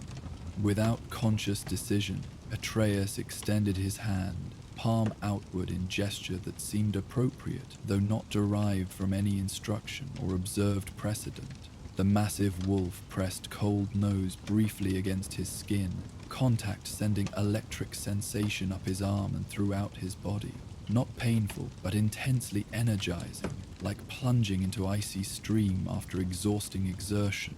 Through this brief physical connection, something transferred. Not object or substance, but potential. Capacity previously dormant that now stirred toward eventual awakening. Atreus sensed this activation wouldn't manifest immediately or dramatically, instead developing gradually alongside his natural maturation, integration, rather than sudden transformation. The seed awakens, the grove confirmed. It will grow according to choices you make, experiences you absorb, challenges you face. Unlike divine power that often imposes its nature regardless of vessel's character, Wolf Legacy responds to and reflects the individual's developed essence. What ultimately manifests depends on who you become through decisions large and small. The first hunter stepped back, rejoining the circle of spirit wolves that had maintained respectful distance throughout this exchange. As if responding to unheard signal, they began moving in coordinated circuit, flowing around Atreus and the central oak in clockwise spiral that gradually accelerated. Their movements generated visible energy patterns, luminous trails persisting briefly before fading, creating elaborate spiral glyph centered on the boy's position. The harmonic vibration peaked in corresponding crescendo, tree trunks now visibly pulsing with flowing energy that connected with the wolves' spiral movement. The entire grove had transformed into single energetic system, every element, plant, animal, soil, air, participating in coordinated expression that transcended ordinary categories of existence. Within this extraordinary manifestation, Atreus experienced momentary perception beyond typical limitations, sensing connections extending far beyond immediate surroundings. He glimpsed distant mountains where other wolf spirits gathered in similar convergence, deep oceans where massive entities moved in comparable spiral patterns, even stars overhead participating in cosmic version of the same fundamental expression. These disparate manifestations appeared simultaneously separate and unified, different aspects of underlying pattern, too vast for complete comprehension, yet intuitively recognizable through inherited connection. The vision lasted perhaps 30 seconds before gradually fading, the wolves' circular movements slowing until they stood once more in stationary formation, surrounding Adria and the central oak. The harmonics similarly diminished to previous levels, though maintaining subtle difference in tonal quality, suggesting permanent alteration rather than simple return to initial state. Something had changed fundamentally within the grove, within the wolves, within Atreus himself. Transition completed that could not be reversed. "It is done," the grove announced, harmonics conveying satisfaction alongside something akin to wistfulness. The recognition is established, the connection reinforced, the potential awakened. What follows depends on choices yet unmade, circumstances yet undeveloped, conflicts yet unresolved. The first hunter regarded Atreus once more with penetrating gaze that seemed to assess not merely current state, but multiple potential futures branching from this pivotal moment. Whatever this evaluation revealed appeared satisfactory, as the massive wolf inclined its head slightly in gesture, unmistakably conveying acknowledgement and approval before turning away. As if this movement served as signal, the gathered spirit wolves began fading gradually from perception, not departing physically, but transitioning between states of manifestation, returning to condition that normally remained inaccessible to ordinary awareness. Their forms grew increasingly transparent, internal luminescence intensifying briefly before dissolving completely back into forest shadows. The first hunter remained visible longest, maintaining solid presence until others had completely disappeared. Before following its companions into transitional state, it turned once more toward Atreus, eyes communicating final message without words. Awareness established could not be extinguished, regardless of physical separation. Connection forged would persist independent of conscious attention. Heritage recognized would continue unfolding according to its nature, alongside other bloodline influences. With this wordless farewell, the ancient spirit faded finally from perception, leaving Atreus standing alone beside the massive oak, in forest now returned to apparent normalcy. Yet subtle differences persisted, perceptible to his enhanced awareness. Harmonic vibration continuing at almost subliminal level, occasional flickers of movement glimpsed peripherally, sense of watchful presence, neither threatening nor intrusive but attentively observant. Ismon remained present though not visible, the grove confirmed, voice emerging once more from ambient forest sounds. The convergence created lasting thinning between states, allowing ongoing awareness across boundaries typically impermeable. You will sense their presence occasionally, particularly during twilight transitions or moments of heightened need. Atreus absorbed this information with quiet acceptance, recognizing profound significance in what had transpired, while understanding his comprehension remained necessarily incomplete. Such partial understanding characterized much of his experience recently, fragments gradually accumulating toward coherent whole that would likely require years to fully integrate. "I should return," he said finally, aware that considerably more time had passed than his original intention when following the harmonic vibration into unfamiliar territory. "My father will be concerned." "The marked one approaches already," the grove responded, harmonics suggesting something between amusement and respect. "His connection to you transcends ordinary bonds, allowing perception of your general state regardless of physical separation." He sensed the energy convergence, if not its specific nature. This didn't surprise Atreus. His father possessed awareness that defied simple categorization, abilities developed through centuries of extraordinary experience rather than inherited traits. That Kratos would detect unusually significant energy manifestations, particularly those involving his son, seemed entirely plausible, regardless of the grove's assertion about limited perception. "Will he be able to see this place as I do?" Atreus asked, genuinely curious whether his father would perceive the grove's special qualities or merely encounter apparently ordinary forest. Differently came the thoughtful response after brief harmonic fluctuation suggesting consideration.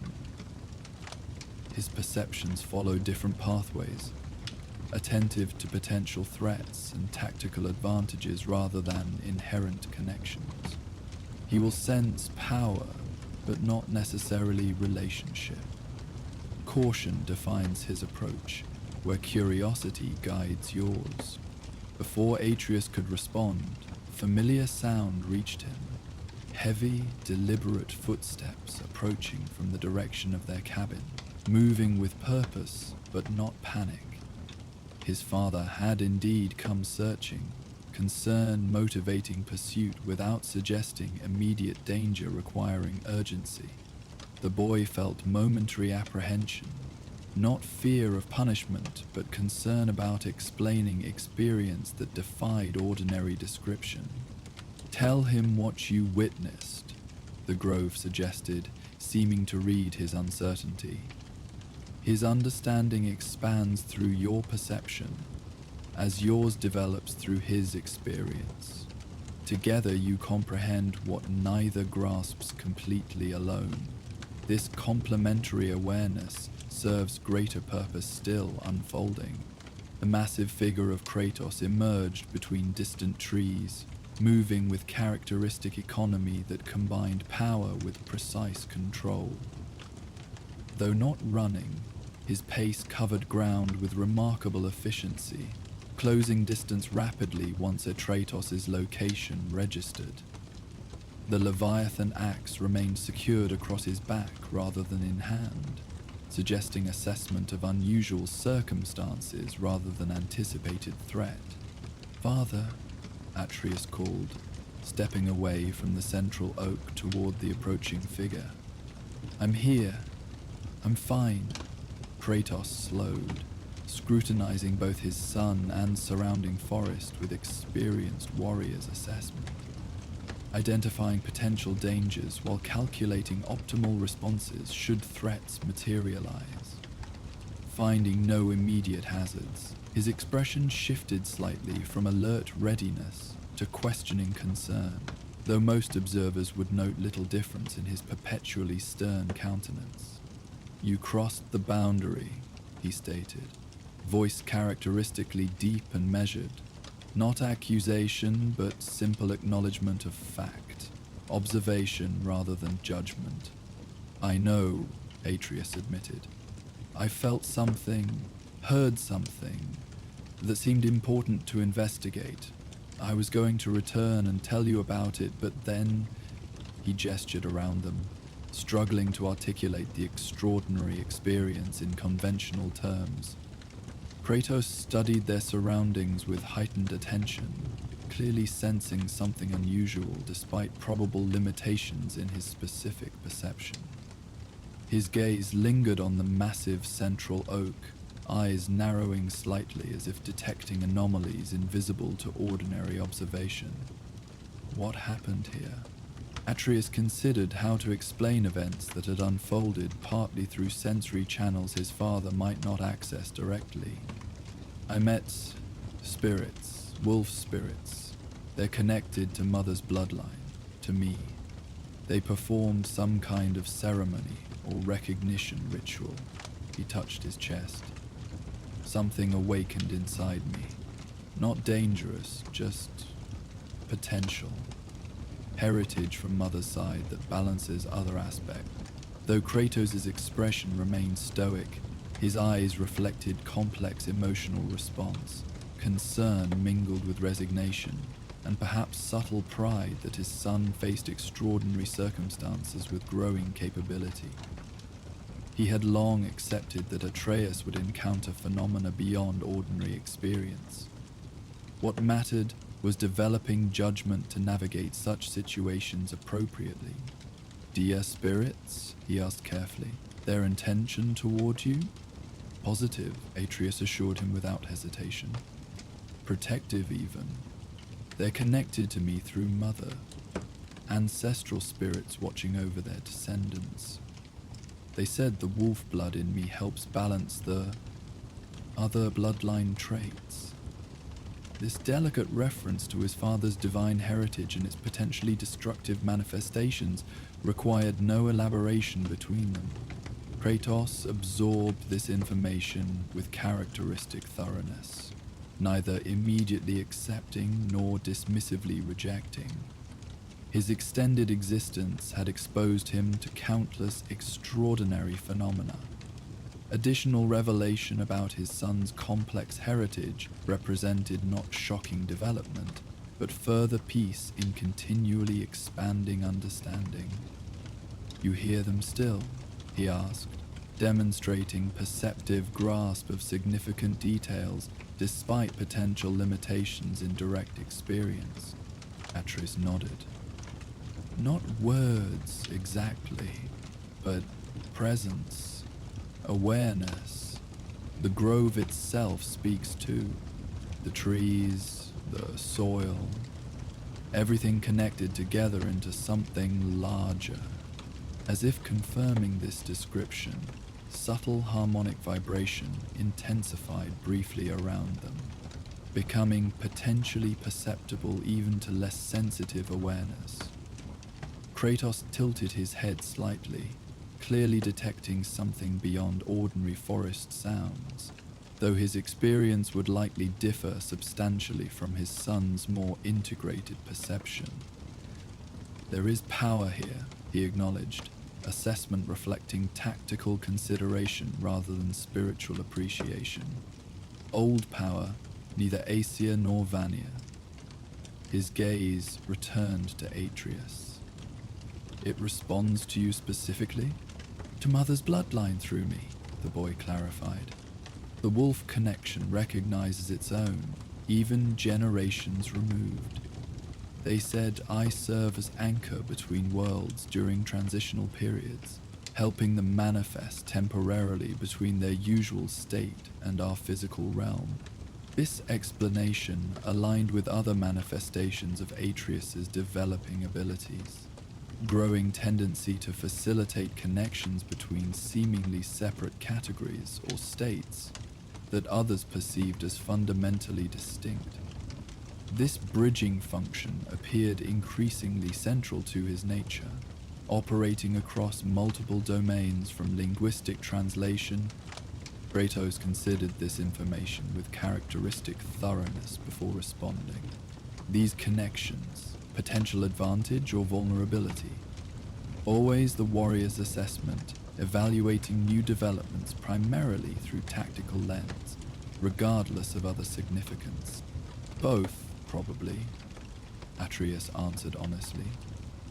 "Like most abilities, useful in certain circumstances, potentially complicated in others. The spirits seem protective toward me, which could help in dangerous situations. But their appearance might attract attention from others who sense such manifestations." His father nodded, appreciating straightforward analysis rather than enthusiastic but uncritical acceptance.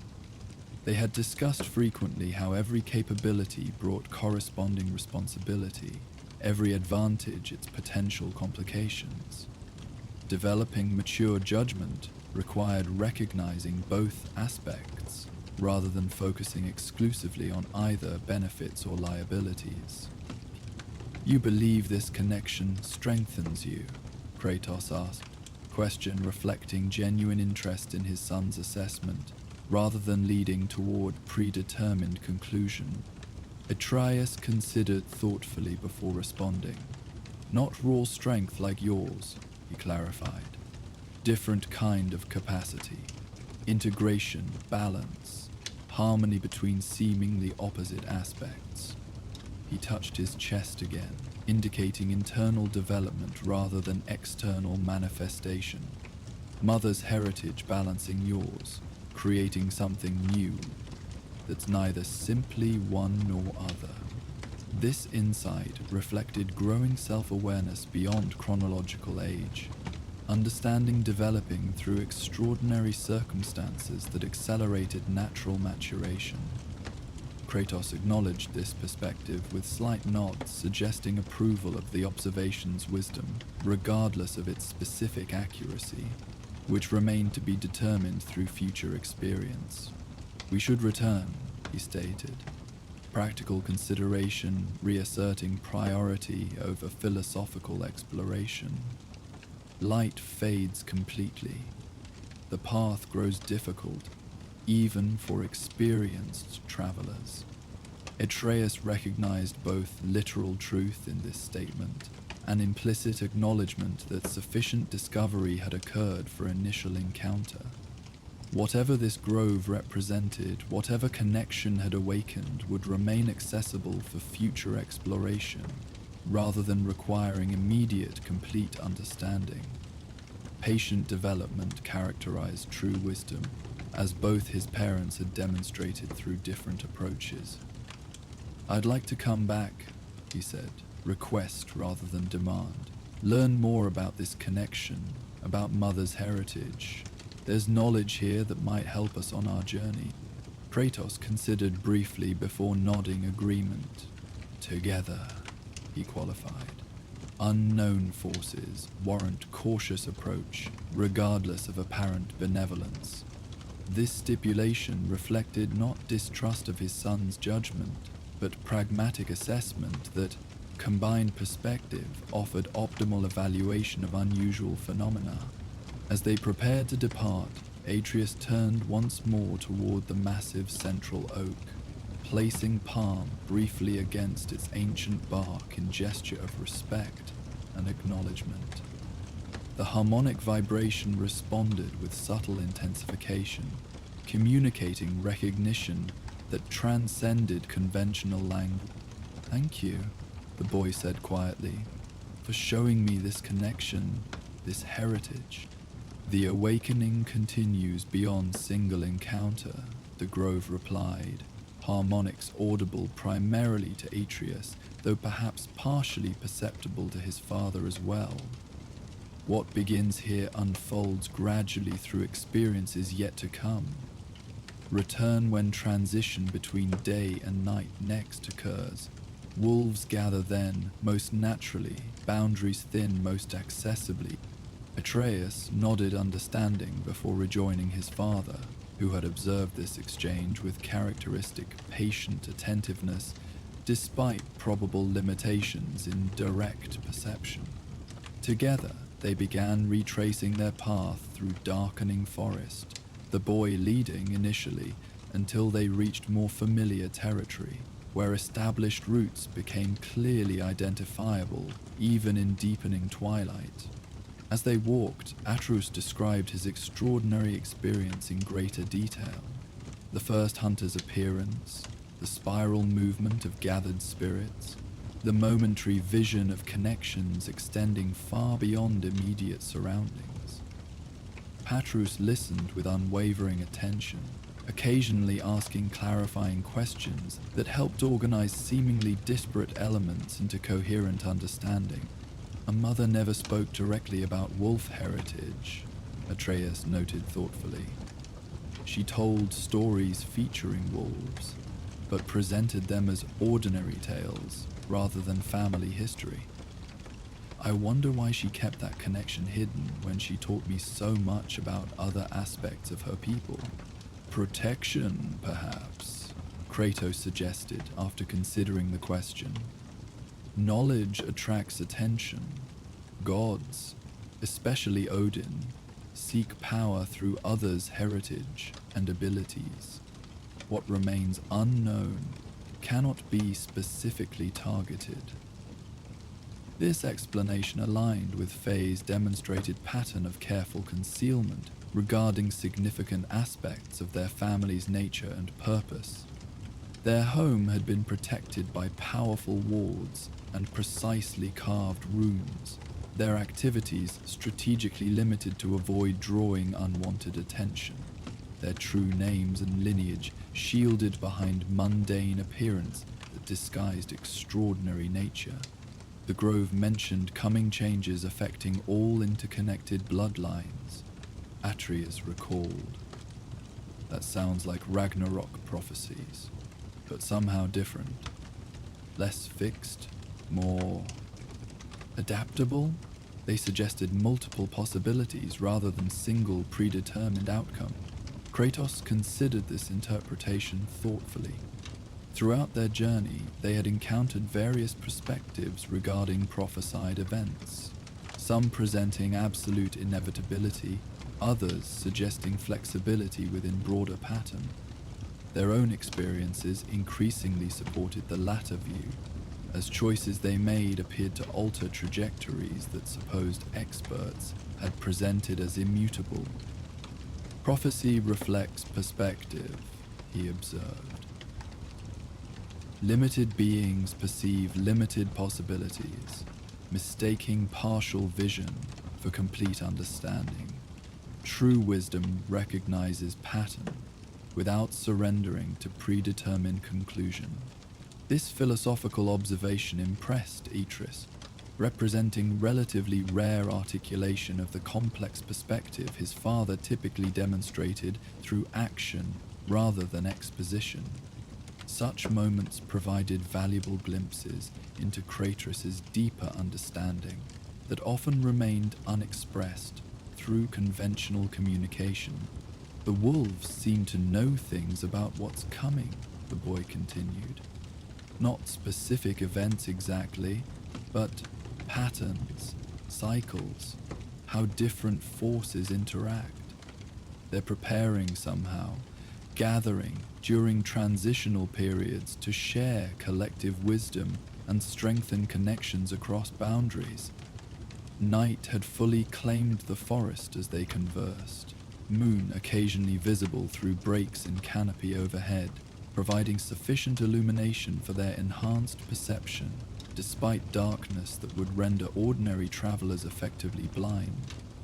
Their pace remained steady, familiarity with terrain allowing confident progress despite limited visibility. Knowledge from different sources builds more complete understanding, Kratos observed. These wolf spirits offer perspective, separate from Aesir, Vanir, giants, dwarves, potentially valuable regardless of specific accuracy.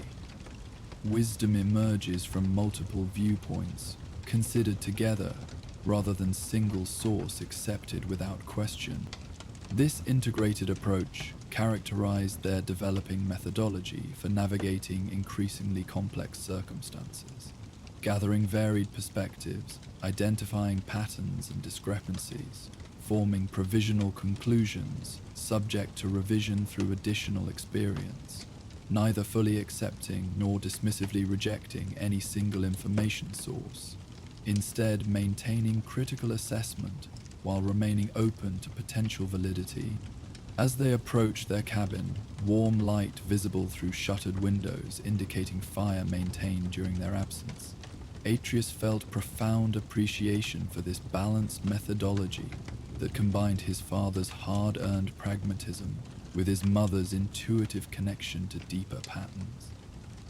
Their complementary approaches, initially appearing contradictory, increasingly revealed themselves as necessarily interdependent aspects of more comprehensive understanding.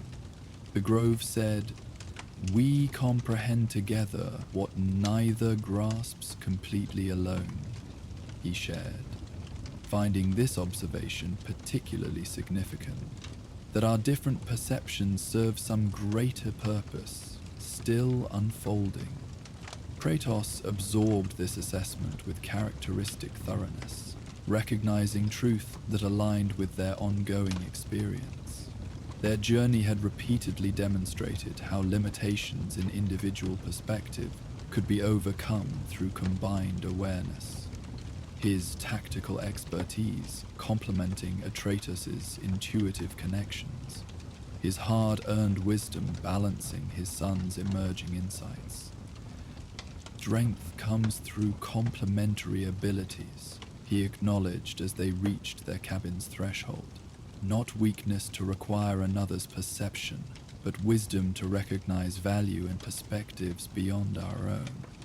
This philosophical conclusion served as fitting summation to extraordinary afternoon and evening, that had begun with simple hunting expedition before expanding into profound revelation about heritage and connection. As they entered their home's sheltering warmth, Atreus carried not just new understanding about his mother's lineage, but deeper appreciation for the balanced integration this heritage offered. Counterweight to divine power that might otherwise manifest destructively without appropriate grounding. Outside in deepening night, the forest continued its subtle communications. Wind through branches creating whispers that those with appropriate sensitivity might recognize as meaningful expression rather than random sound. Among distant trees, occasional flickers of movement suggested watchful presence, maintaining protective attention without intrusive interference. The wolf spirits had withdrawn from physical perception, but remained accessible across thinned boundaries. Ancestral guardians observing their descendants' continuing development with patient interest. Within the grove's heart, harmonic vibration maintained steady resonance, energy flowing through ancient root systems, connecting massive trees into unified network that extended far beyond visible manifestation.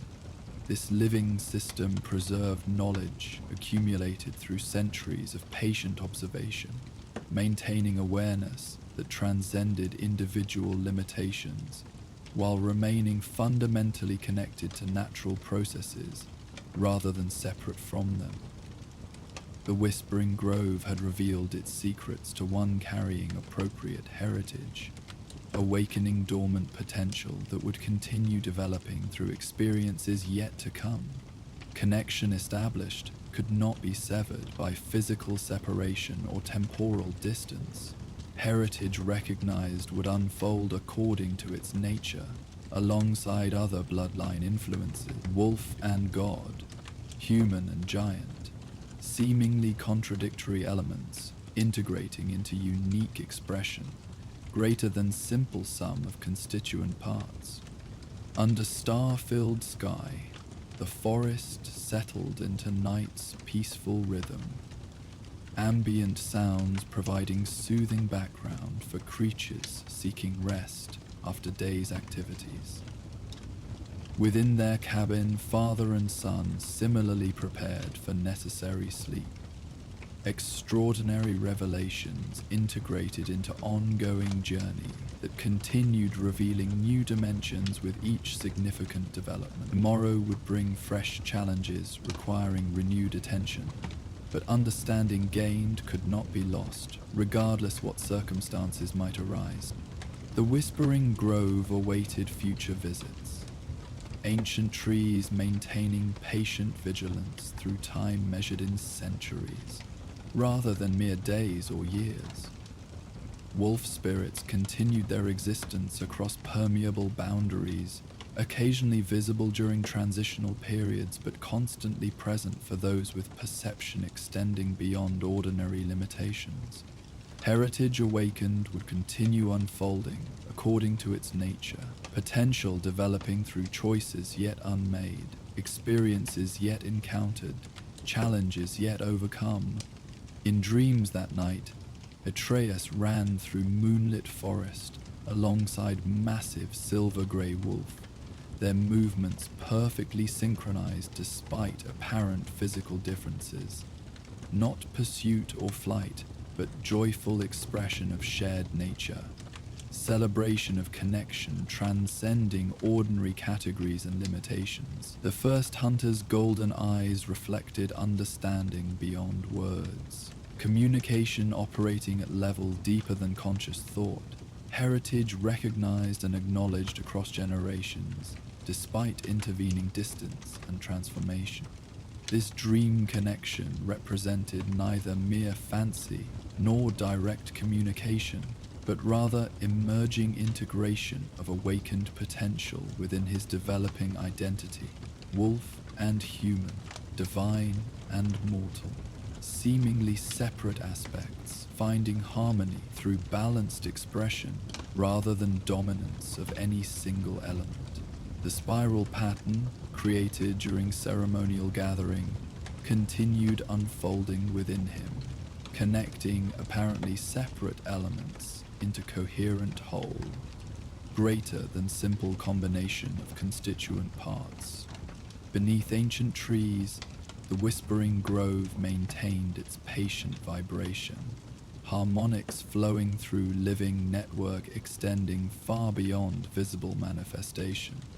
The forest breathed with slow, measured rhythm, each cycle witnessing gradual transformation that accumulated through time into profound change, despite appearing negligible within any single moment. This pattern extended through all scales of existence, from cellular processes to cosmic cycles. Fundamental expression manifesting through countless diverse forms, while maintaining essential continuity beneath apparent difference.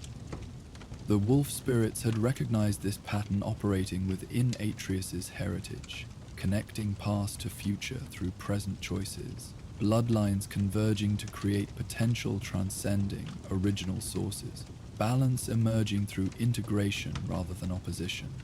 What would ultimately develop remained necessarily undetermined, dependent on decisions yet unmade, experiences yet encountered, challenges yet overcome. But foundation had been established, connection acknowledged, potential awakened that would continue unfolding according to its fundamental nature within the broader tapestry of intertwined destinies.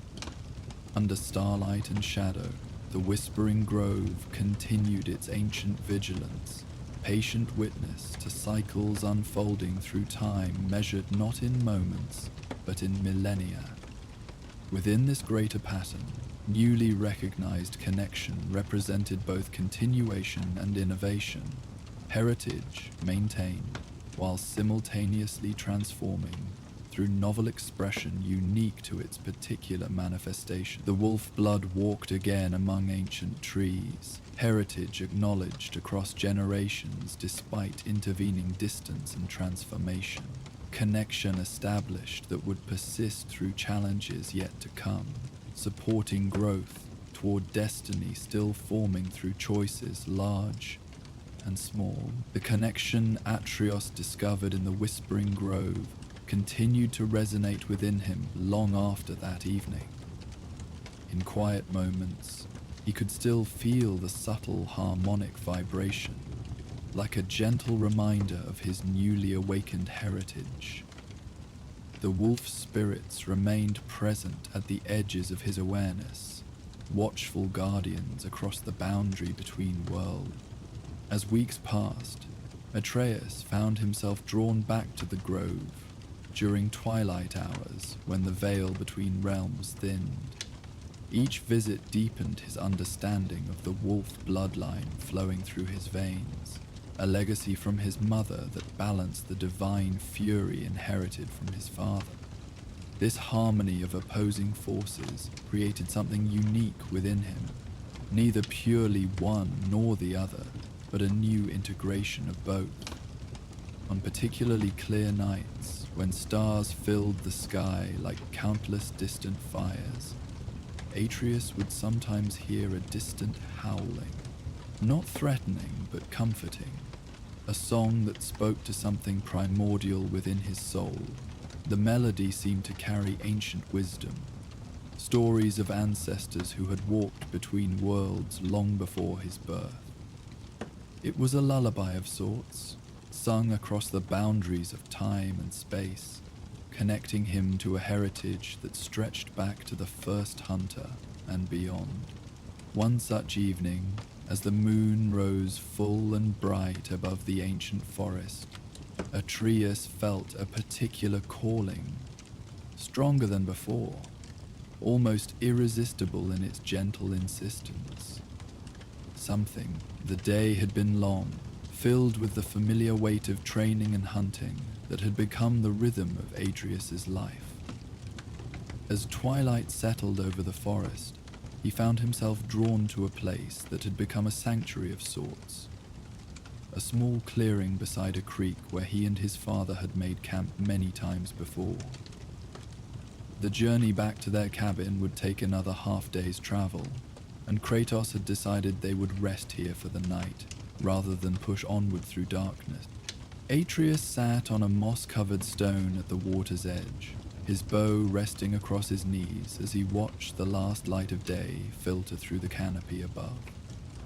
The creek burbled softly over smooth stones, its gentle voice a constant companion that seemed to speak in a language just beyond understanding. His father moved with deliberate purpose around their small camp, gathering wood for the night's fire, checking the perimeter with the habitual vigilance that never truly left him, even in familiar territory. "I'll set snares before full dark," Kratos said, his deep voice carrying easily across the clearing despite its low volume. "We may have fresh meat by morning." Atreus nodded, though his mind was elsewhere, drifting with the current of the stream, following its winding path through the forest and beyond. The day's exertions had left a pleasant tiredness in his limbs, a sensation he had come to appreciate rather than resist. It spoke of progress, of strength building upon itself day by day, hunt by hunt, just as his father had promised. "May I stay here a while?" he asked, gesturing toward the creek. "I like watching the water." Kratos studied his son for a moment, eyes seeing more than they revealed. "Stay within sight of camp," he finally answered. "Return when the fire is established." This was trust, measured and conditional, but trust nonetheless. Months earlier, such a request might have been met with immediate refusal. The gradual loosening of restrictions represented hard-won progress in their relationship, acknowledgement of Atreus' growing capability and judgment. As Kratos moved away to continue his preparations, Atreus turned his attention back to the creek. The water caught the fading light, transforming ordinary ripples into momentary flashes of gold and copper that appeared and vanished like fleeting thought. He found comfort in the water's constant movement, its endless journey from mountain heights to distant sea, changing form, but never truly beginning or ending, much like the stories Mimir often shared of cosmic cycles that extended beyond mortal comprehension. Mimir himself was unusually quiet this evening, having dozed off shortly after they had made camp. The head hung from Kratos' belt, his wooden features relaxed in an expression that mimicked sleep. Sometimes Atreus wondered what dreams might visit a consciousness housed in such an unusual vessel, whether Mimir revisited memories of his embodied existence, or journeyed to realms inaccessible to those still bound by flesh. The forest around him had begun its transition from day to night, diurnal creatures settling into nests and burrows as their nocturnal counterparts stirred to wakefulness. Birdsong faded, replaced by the occasional hoot of an owl, or distant rustle of small mammals navigating the undergrowth. These sounds had once filled Atreus with unease, each representing potential threat or omen. Now he recognized them as simply the voice of the forest itself, neither malevolent nor benevolent, merely alive in its own complex way. He closed his eyes, allowing his other senses to expand into the space around him. The scent of pine and damp earth filled his nostrils, accompanied by the faint smoke from the fire Kratos had begun to build. The cool evening air brushed against his skin, carrying subtle changes in temperature that spoke of night's approach more clearly than any visual cue. Beneath it all ran the constant murmur of the creek, its voice changing subtly as it navigated around stones and fallen branches, creating a symphony of liquid notes that never quite repeated. When he opened his eyes again, the first stars had appeared in patches of visible sky above the clearing. They emerged gradually, pinpricks of ancient light piercing the deepening blue. Faye had taught him some of their names and stories, how certain configurations represented heroes and beasts whose tales had been carried through generations. Mimir knew even more, connecting each significant star to elaborate histories that spanned multiple realms and epochs.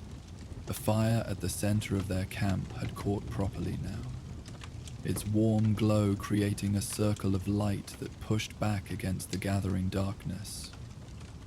Kratos moved around it with economical precision, arranging their minimal camp with the efficiency born of countless similar evenings. Soon he would expect Atreus to return, to take his place within that circle of warmth and relative safety. Yet something held the boy at the water's edge a moment longer, an intuition he couldn't quite name but had learned to respect. His mother had encouraged him to trust such feelings, explaining that they often emerged from observations his conscious mind hadn't fully processed. Kratos acknowledged them more reluctantly, his warrior's training having emphasized decisive action based on clear evidence rather than nebulous intuition. The feeling crystallized into awareness of subtle change in the forest's ambient sounds.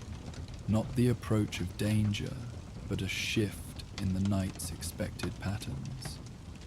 Certain birds had fallen silent, small creatures had stilled their movements, creating a pocket of expectant quiet that centered around his position by the creek. Then he saw them, emerging from the deeper shadows beneath the trees on the opposite bank. Two wolves moving with fluid grace that spoke of complete comfort in their surroundings. Their fur appeared silver grey in the dim light, neither purely white nor dark, but something between that seemed to capture moonlight even before the moon had fully risen. They moved without haste or apparent concern, approaching the creek directly across from where Atreus sat. His hand moved instinctively toward his bow before stilling halfway. These weren't ordinary wolves. At least, not in the way he had come to understand ordinary. There was a deliberate quality to their approach that spoke of purpose rather than chance encounter. They showed neither the caution of wild animals encountering human presence, nor the aggressive posture of predators assessing potential prey. The larger of the pair paused at the creek's edge, amber eyes fixed on Atreus with an intelligence that transcended animal awareness. Its companion stopped beside it, both now watching the boy with identical expressions of calm assessment. Neither made any move to cross the narrow waterway, instead settling onto their haunches, as if prepared to wait indefinitely for some sign or signal. Atreus remained perfectly still, caught in a moment that seemed somehow significant beyond immediate understanding.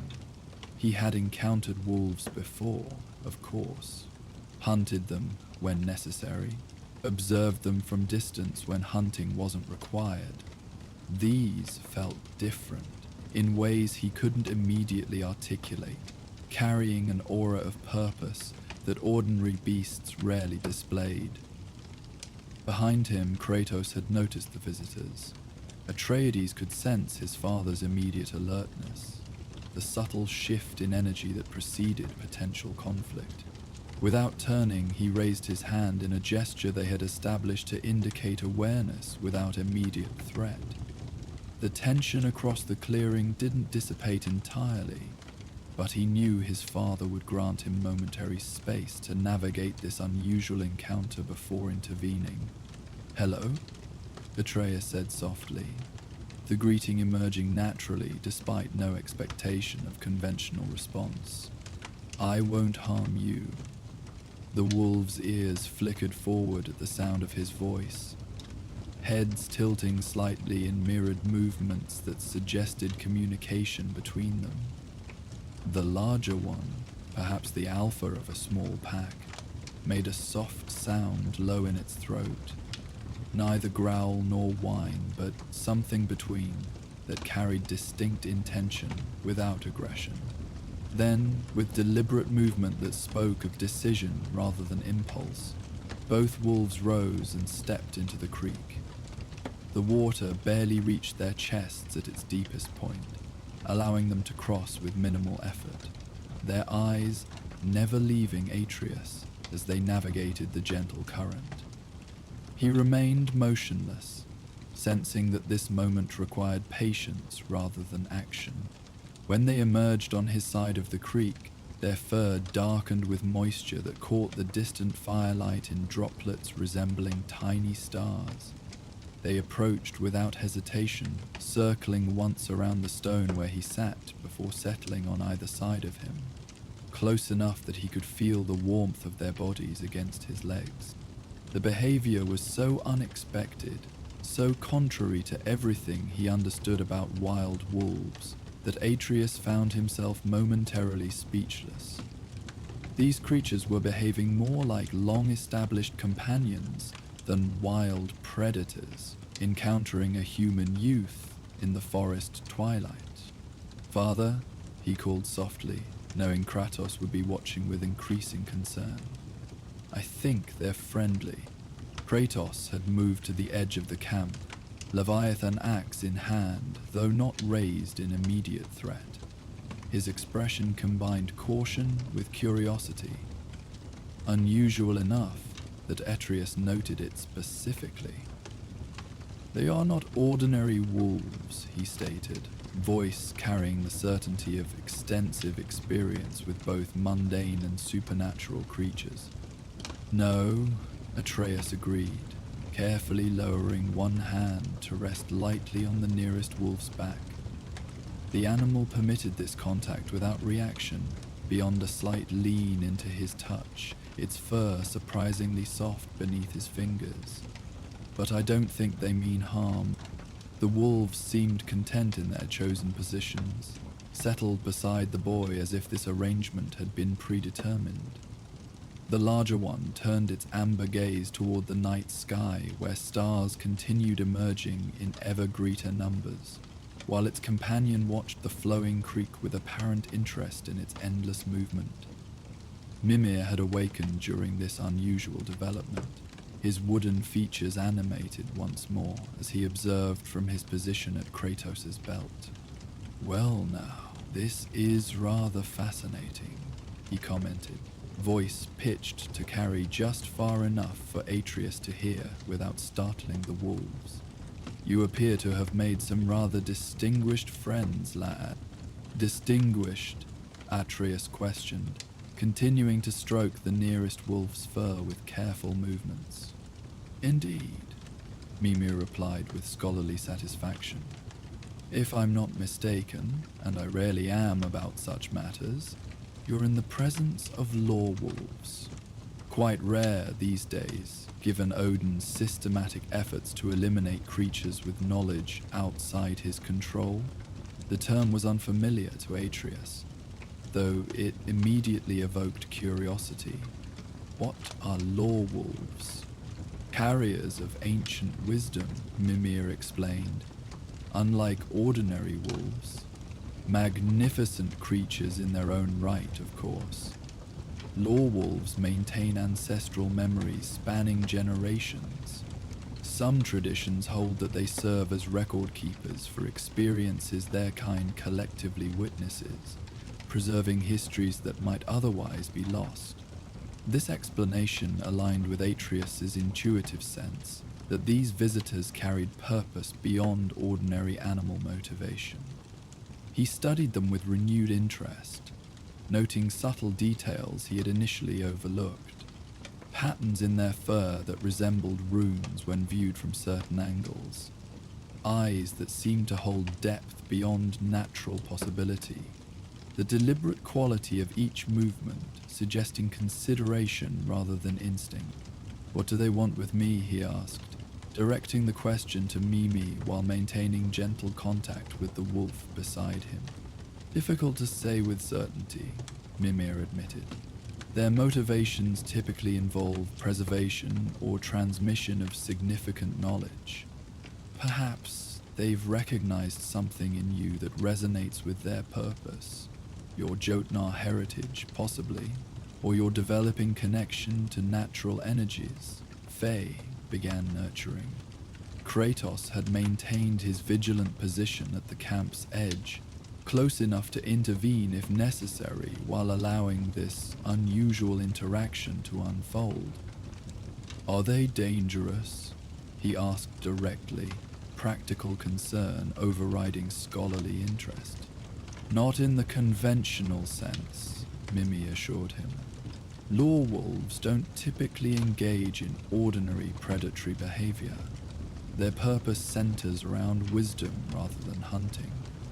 That said, they're still physically wolves, with all the natural capabilities that entails." This assessment seemed to satisfy Kratos sufficiently to prevent immediate intervention, though Atreus knew his father would remain watchful throughout whatever might develop from this unexpected encounter. That vigilance had preserved them through countless dangers, its occasional excess a small price for continued survival in realms filled with both obvious and hidden threats. As twilight deepened toward true night, the wolves showed no inclination to depart. Their presence created a curious bubble of calm that extended beyond physical proximity, as if they carried peace with them as tangibly as their fur and flesh. Atreus found his earlier weariness transforming into tranquil contentment, muscles relaxing while mind remained clear and present. "The fire is ready," Kratos noted after several minutes of this unusual tableau. "You should eat before rest." Ordinarily, Atreus would have immediately complied with this practical direction. Tonight, however, he felt reluctance to disturb the moment's strange harmony. "Could I eat here instead?" he asked, knowing such requests usually met with denial based on practical concerns about proper vigilance during vulnerable activities like eating or sleeping. Kratos considered this with characteristic thoroughness, weighing established protocol against unusual circumstances. Finally, he gave a single nod before retrieving a portion of their travel provisions: dried meat, hard bread, and a small pouch of preserved berries. He approached carefully, movements deliberately non-threatening as he placed the food within Atreus' reach without disturbing the wolves. "Thank you," Atreus said, genuine appreciation in his voice. These small accommodations represented significant adjustment in his father's rigid behavioral framework, changes that would have seemed impossible months earlier, when their journey together had just begun. As he ate his simple meal, the wolves remained beside him, occasionally turning their attention toward the food but making no move to request sharing. Their behavior maintained that unusual quality of deliberate restraint that separated them from ordinary animals, reinforcing Mimir's identification of their special nature. The moon had risen fully now, its silver light filtering through breaks in the forest canopy to create dappled patterns across the clearing. The creek caught and magnified this illumination, transforming ordinary water into flowing quicksilver that added its soft radiance to the warmer glow of their campfire. Night birds called occasionally from distant branches, their voices carrying clear messages to those who knew how to interpret such communications.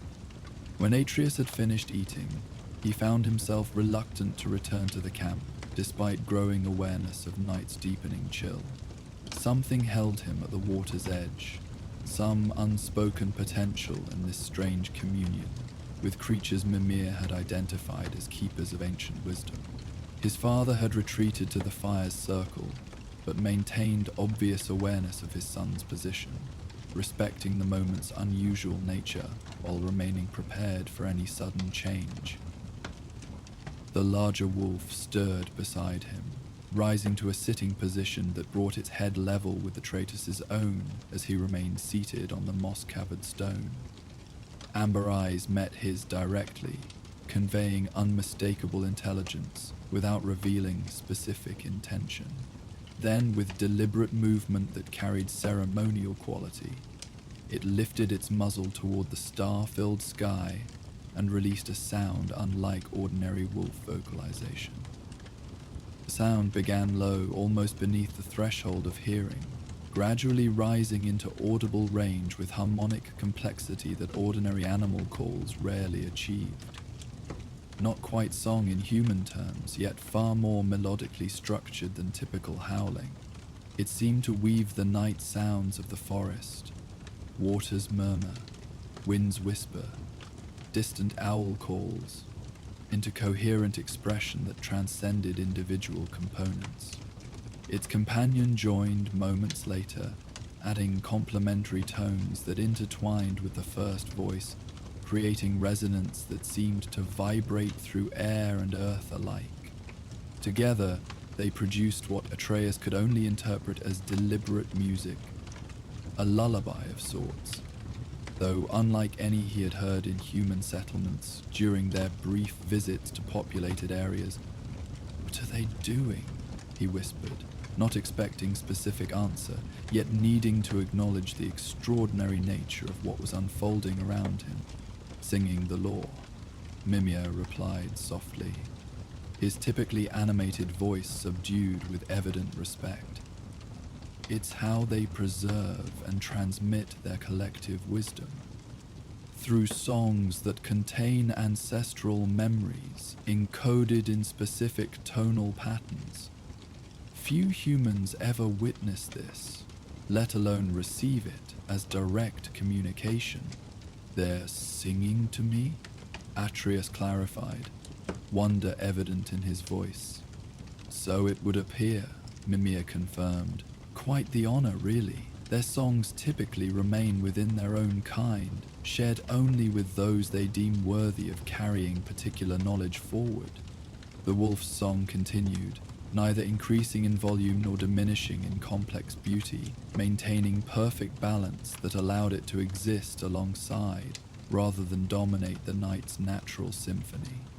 As Atreus listened, he became aware of subtle patterns emerging within the seemingly continuous flow, rhythmic elements that reminded him of heartbeats and breathing, of running streams and swaying branches, of life's fundamental cycles expressed through sound.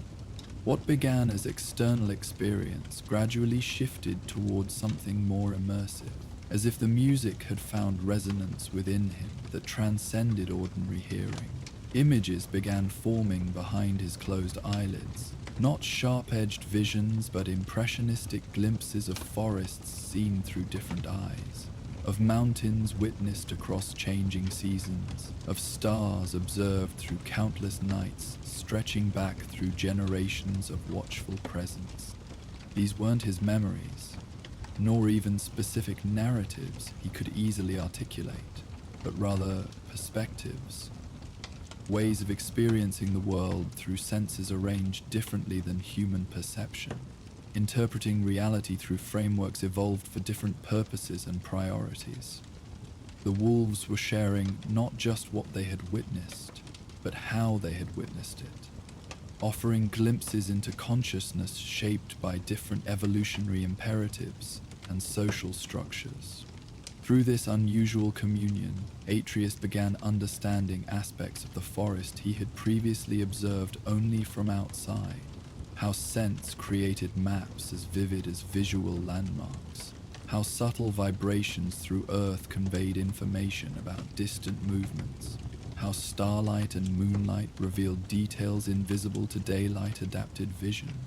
The experience wasn't precisely knowledge in conventional terms, but rather expanded awareness, additional ways of interpreting what already existed.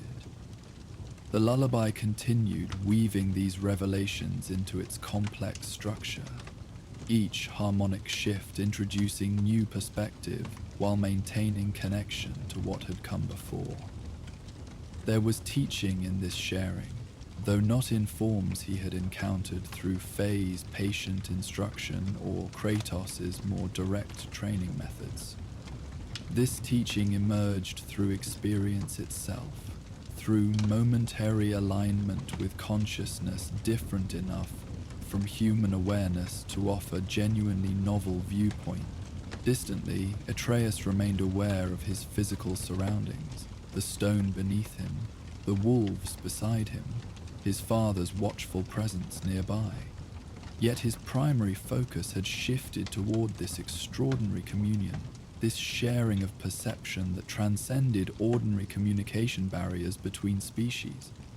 He made no effort to analyze or categorize what he received, intuitively understanding that such analytical approach would diminish rather than enhance the experience. Within the wolf's song, he began detecting references to journeys, long migrations following ancient routes established by ancestors whose bones had long since returned to Earth from which they came. He glimpsed mountain passes navigated through generations, valleys where pack gatherings occurred during particular seasonal alignments, clearings where significant events had transpired that shaped collective memory, not narrative history as humans might record it, but embodied remembrance carried through bloodlines and transmitted through songs like the one surrounding him now. More surprisingly, he caught occasional fragments that seemed to reference his own journey with Kratos, moments observed from distance by watchful presence he had never detected, their ascent of the mountain, encounters with various beings both helpful and hostile, quiet moments of connection beside campfires, not unlike the one burning nearby. The wolves had been witnessing portions of their path, tracking their progress through territory where they themselves had traveled for generations. This realization brought sudden understanding of this unexpected encounter's potential significance. These weren't random wolves who happened upon human travelers in shared forest territory. Their presence here, now, carried deliberate intention born of extended observation and collective decision.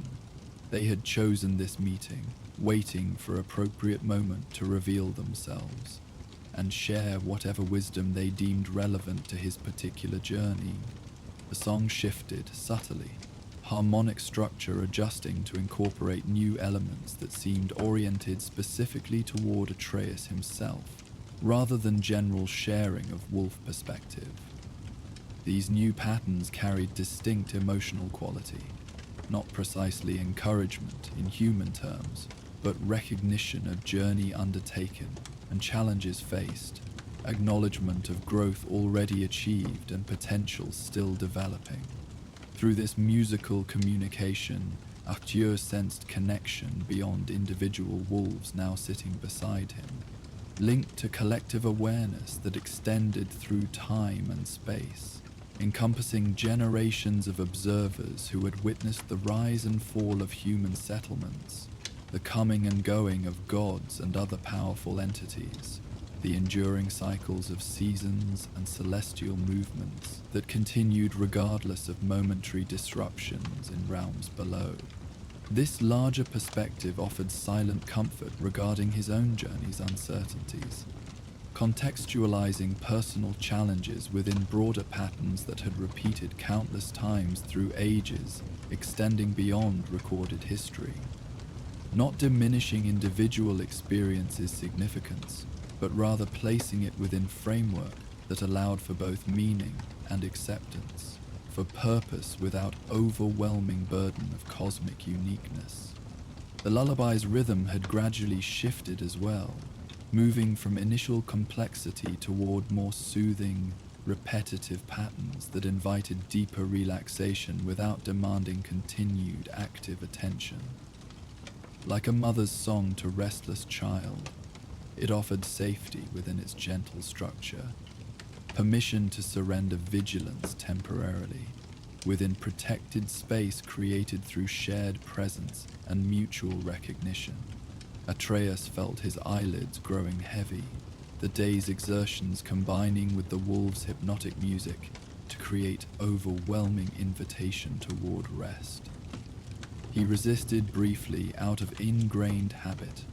Atreus had emphasized importance of controlled transitions into vulnerability, of proper placement and protection before surrendering to sleep's necessary embrace. "Father," he called softly, voice barely carrying above the wolf's continuing song. "I'm getting very tired." Kratos had maintained his patient vigil throughout this unusual interaction, observing with combination of caution and curiosity that rarely manifested simultaneously in his typically decisive approach to unexpected developments.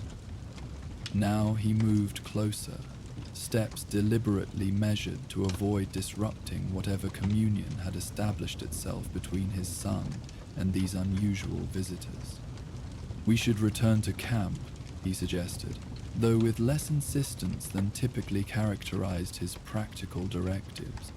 The wolves showed no alarm at his approach, their song continuing uninterrupted as they acknowledged his presence with brief glances before returning attention to their musical offering.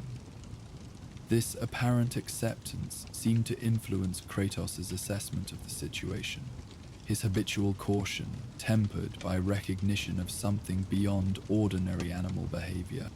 "Or perhaps," he amended, surprising both Atreus and himself with the adjustment, "we bring sleeping furs here instead." This unprecedented flexibility reflected significant evolution in his approach to parenthood. Willingness to adapt established protocols in response to unusual circumstances, rather than insisting on rigid adherence regardless of context. Months earlier, such accommodation would have been unthinkable, particularly regarding something as fundamental as sleeping arrangements in potentially vulnerable territory. "Thank you," Atreus said, genuine appreciation warming his voice. These small acknowledgments of his developing judgment and emerging connection to aspects of the world beyond Kratos' own experience represented hard-won progress in their relationship. With efficient movements born of countless similar evenings, Kratos retrieved their sleeping furs from the camp and arranged them near Atreus' position, close enough to the fire for necessary warmth, without abandoning proximity to the wolves and creek that had become focal point for this unusual night. The arrangement satisfied both practical requirements for a relatively safe rest and respect for significant experience currently unfolding. As Atreus settled into his furs, the wolves adjusted their positions accordingly, maintaining their placement on either side without disrupting the continuous flow of their shared song. If anything, the lullaby seemed to deepen as he reclined, harmonic complexity becoming more subtle, while rhythmic elements grew more pronounced, adjustments that perfectly complemented transition from sitting alertness toward horizontal surrender to approaching sleep. Kratos positioned himself nearby, close enough for immediate response to potential threat, while granting sufficient space for this extraordinary communion to continue uninterrupted. His red-marked features revealed little of internal thought processes, yet Atreus had learned to detect subtle indicators of his father's emotional state, the slight relaxation around eyes that suggested cautious acceptance, the minimal softening of typically rigid posture that indicated provisional trust in current circumstances. "Lad," Mimir spoke softly from his position now placed carefully on a nearby stone, "what you're experiencing is quite remarkable. The lore song is typically reserved for their own kind, or those they consider critical to preserving particular knowledge. Whatever they're sharing, consider it valuable beyond ordinary measure." Atreus nodded sleepily, already drifting toward boundaries where conscious thought began blending with approaching dreams. The wolves' song had created space where transition between these states occurred more gently than usual, without the stark separation that typically characterized movement from wakefulness to sleep. In this unusual twilight consciousness, he continued receiving impressions that weren't precisely thoughts or images, but rather complete sensory experiences. Moving through forest as member of cohesive social unit, feeling Earth's communication through paw pads, sensing air's complex information through olfactory awareness far beyond human capability. These experiences carried subtle guidance embedded within their structure, wisdom regarding balance between individual need and collective welfare, between immediate reaction and patient observation, between assertive action and strategic restraint.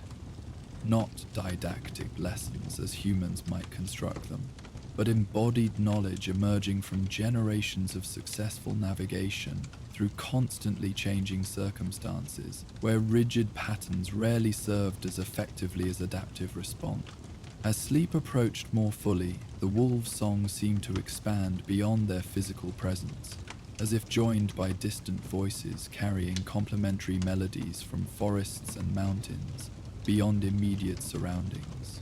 This harmonic expansion created an equivalent of stars appearing in night sky, individual lights combining into constellations that mapped meaningful patterns across apparently empty space. Within this expanding musical tapestry, Atreus detected references to his mother.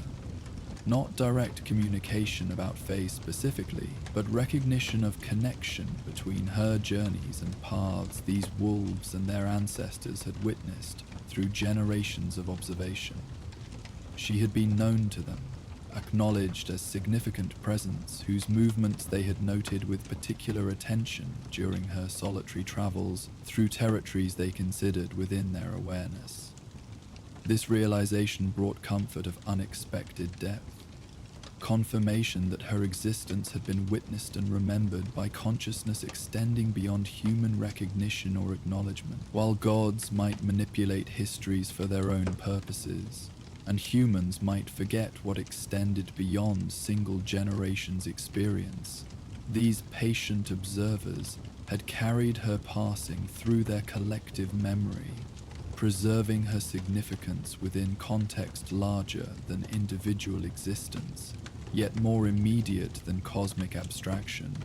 Sleep continued its gentle approach, carried forward by the wolf's lullaby that had achieved perfect balance between engaging enough to hold attention and soothing enough to permit consciousness's gradual surrender. Atreus felt his thoughts becoming less structured, rational consideration giving way to associative drift that connected impressions without imposed narrative framework.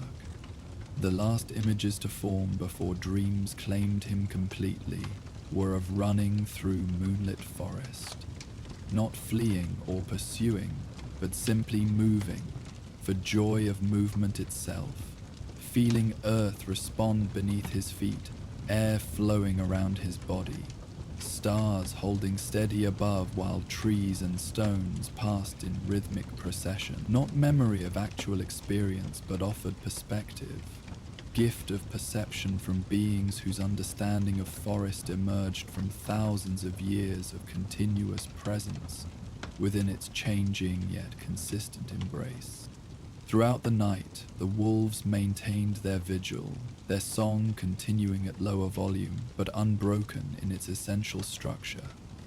Even in deepest sleep, some part of Atreus remained aware of this continuous offering, this sharing of perspective that worked its way into dreams to create experiences unlike any his unconscious mind typically generated from personal memory and imagination alone. He ran with pack members across territories whose boundaries existed in scent rather than visual markers, communicated through subtle body language more eloquent than spoken words could ever achieve, experienced seasonal changes as opportunities for adaptive response rather than obstacles requiring resistance. These weren't precisely his dreams, nor borrowed wolf experiences, but rather unique synthesis emerging from temporary communion between different consciousness types, sharing overlapping yet distinct realities. Kratos maintained his own form of vigilance throughout these night hours, resting in warrior's measured way that permitted necessary physical recuperation while maintaining peripheral awareness of surrounding environment. He observed the wolves with combination of caution and reluctant respect, recognizing something beyond ordinary animal nature in their behavior, without fully comprehending its specific significance. Mimir drifted in and out of his own version of sleep, occasionally opening carved wooden eyes to observe developments before returning to whatever passed for rest in his unique form of existence. His scholarly mind catalogued details for future reference, recognizing extraordinary nature of what transpired without interrupting its natural unfolding through excessive analysis or commentary.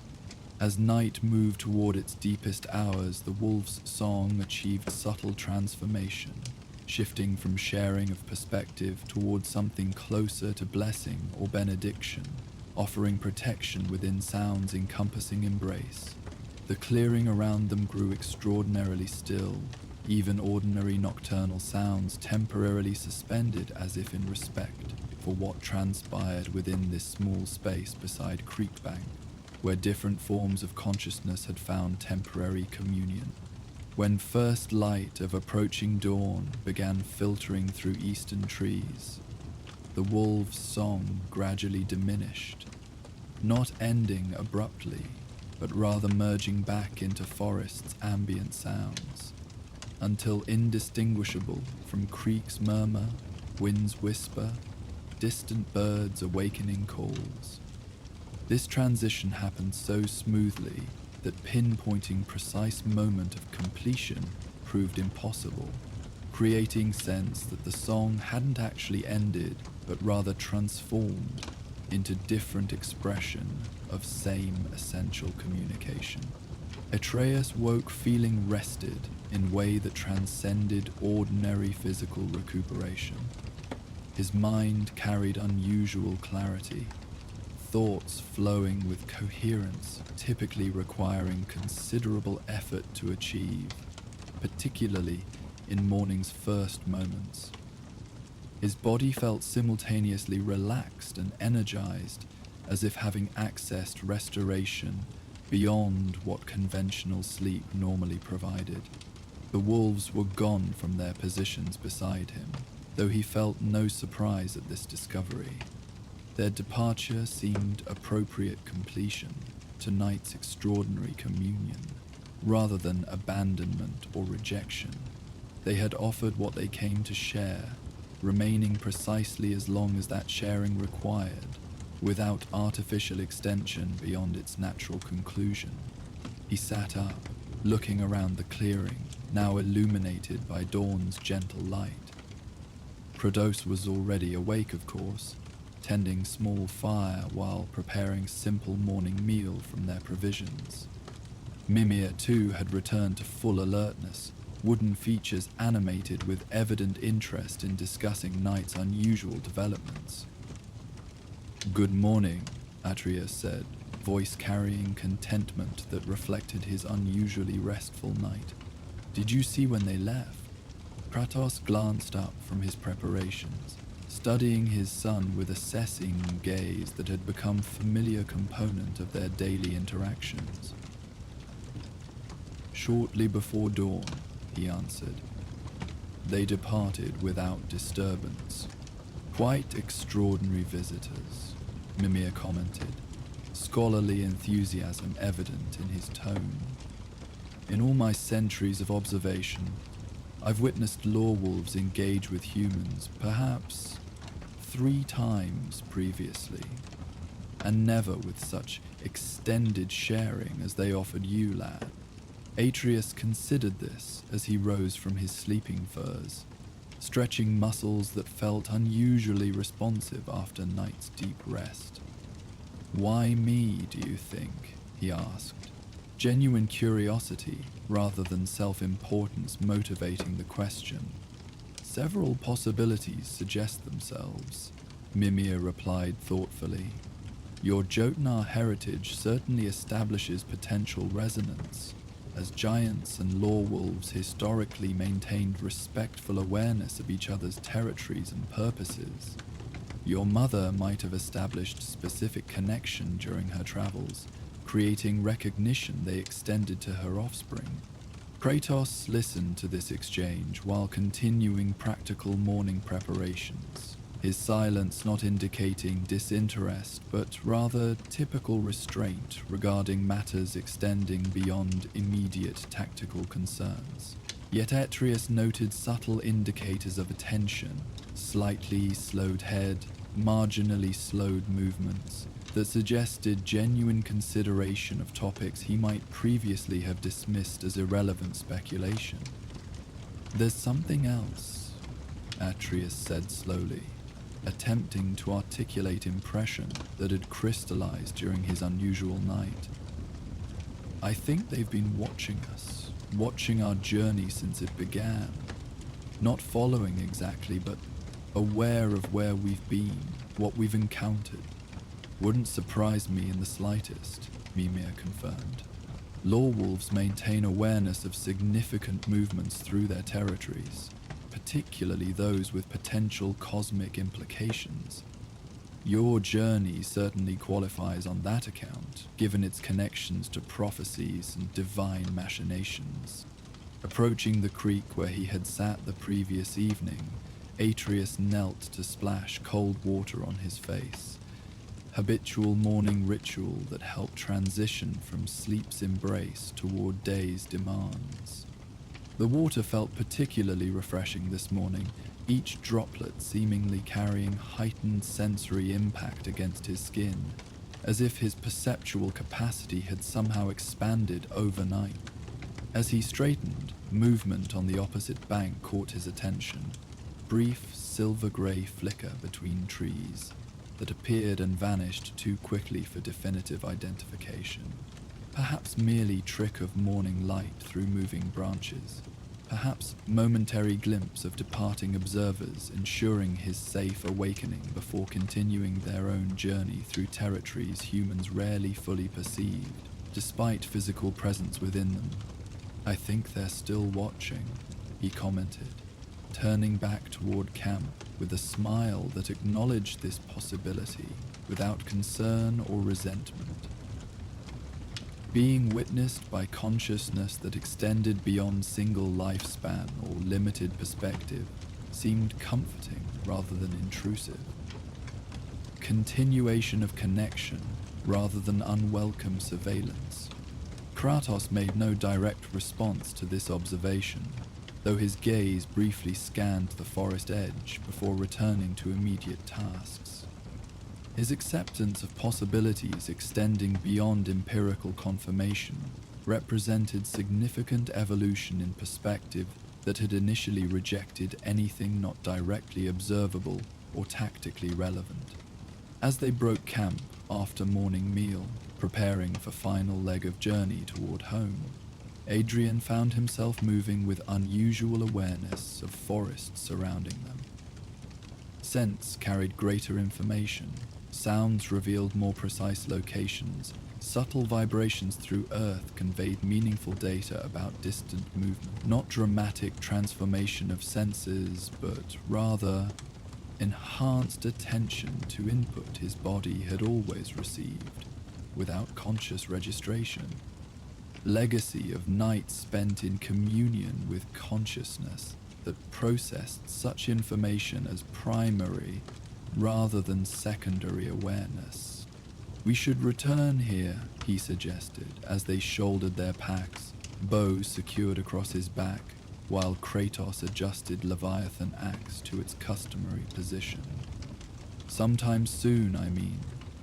It feels like a good place." His father considered this request with characteristic thoroughness, weighing practical implications against less tangible factors that had gradually assumed greater significance in his decision-making process. "Perhaps," he allowed finally.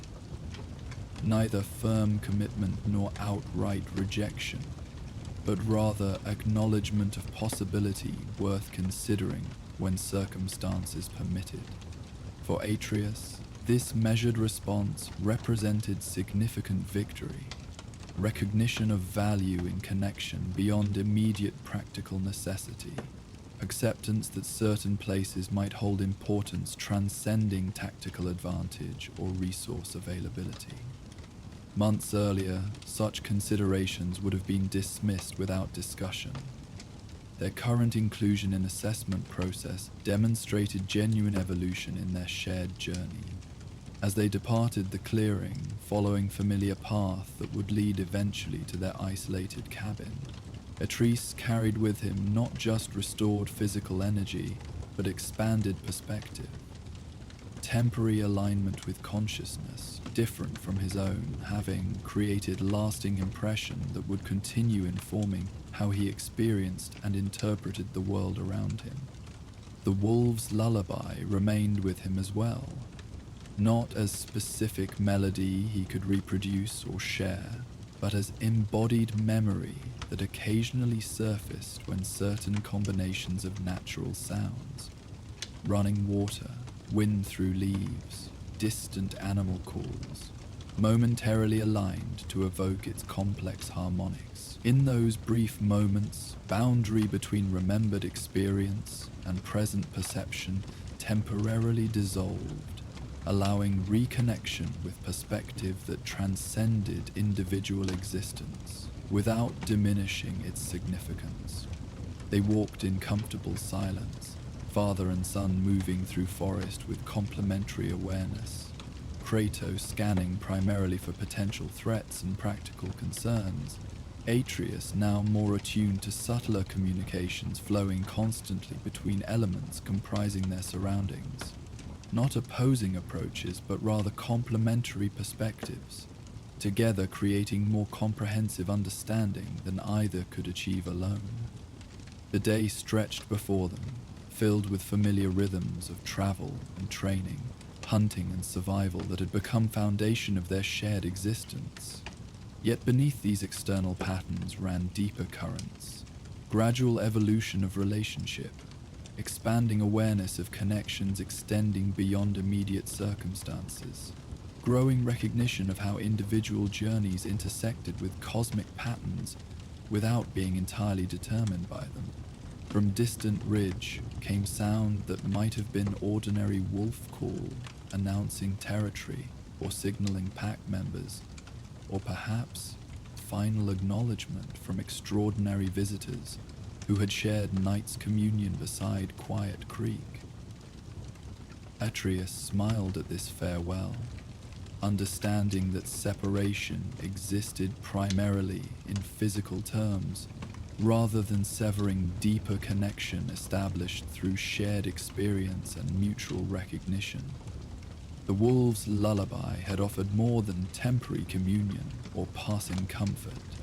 It had provided a glimpse into perspective extending beyond single lifetime or limited consciousness, awareness that would continue informing his development long after specific memory of unusual night had faded into background of accumulated experience, not direct instruction as his parents had provided through different methods, but rather invitation into expanded understanding that each being must ultimately interpret and integrate according to individual journeys' particular requirements. As they continued homeward, Atreus found himself walking with slightly altered rhythm, not precisely mimicking Wolf's movement, but incorporating elements of its fluid efficiency into his own natural gait.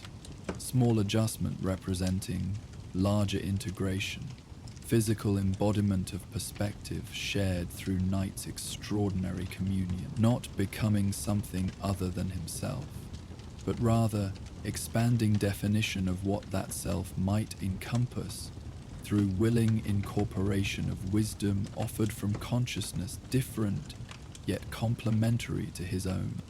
Kratos noted this subtle change without comment, his observant warrior's awareness registering modification without requiring explanation or justification. His own journey had demonstrated how encounters with different beings might influence without overwhelming, how expansion could occur without surrendering essential nature that defined individual existence within larger cosmic patterns. Above them, morning light filtered through forest canopy, creating dappled patterns across path leading homeward. Ahead lay familiar territory and continued journey, whose ultimate destination remained partially veiled, despite prophecies and visions offering fragmentary glimpses of possible futures. Behind them, clearing beside Quiet Creek held memory of unexpected communion that had temporarily bridged seemingly insurmountable differences between distinct forms of consciousness. The wolf's lullaby continued its subtle influence, working through dreams and quiet moments of reflection to reveal additional layers of meaning beyond initial sharing. Not singular message requiring immediate comprehension, but rather ongoing invitation into expanded perspective that would unfold gradually through continued journey whose significance extended beyond individual understanding while remaining anchored in personal experience. In this balance between individual and collective, between momentary and eternal, between practical necessity and cosmic purpose, Atreus continued finding his unique path, guided by father's hard-earned wisdom, mother's careful preparation, his own developing judgment, and occasional unexpected communion with consciousness, offering perspective beyond ordinary human limitations.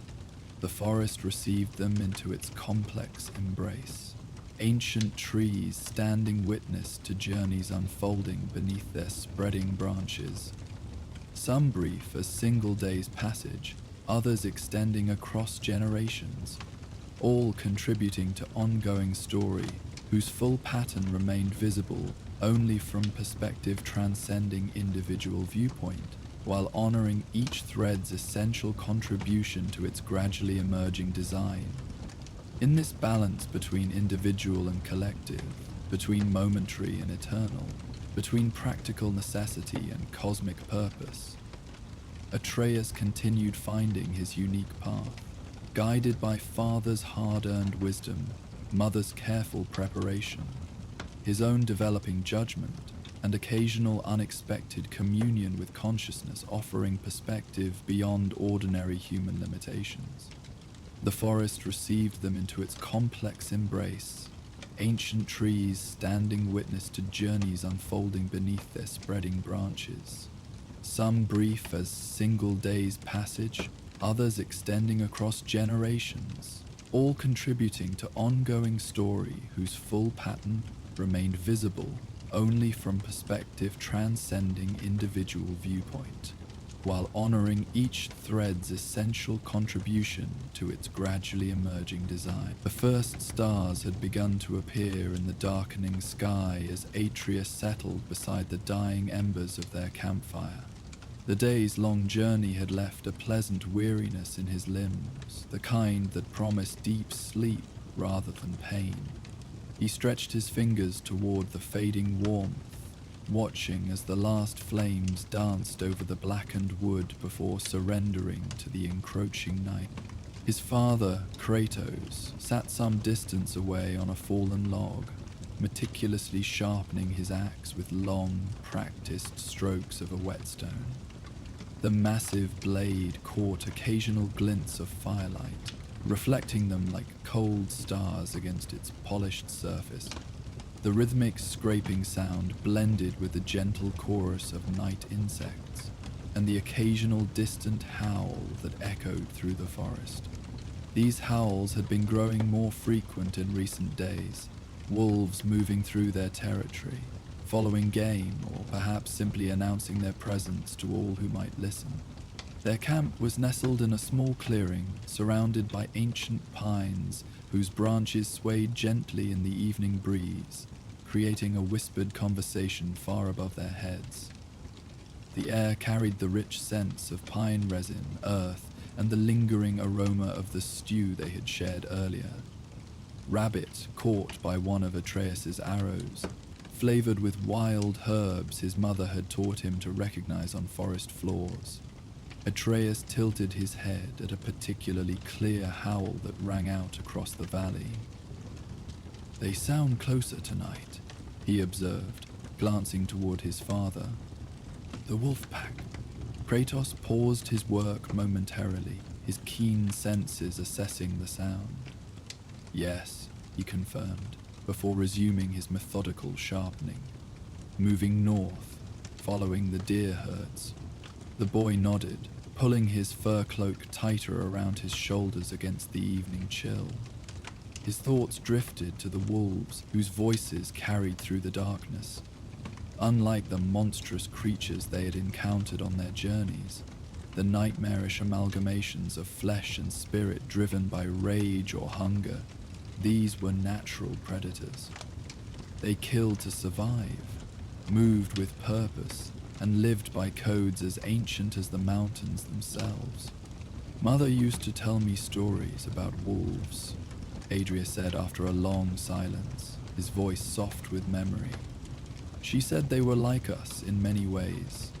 They protect their families, hunt together, and face the winter as one."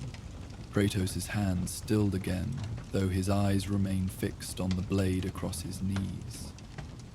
These mentions of Fae always seemed to create a moment of suspension between them, a shared grief neither fully expressed nor entirely suppressed.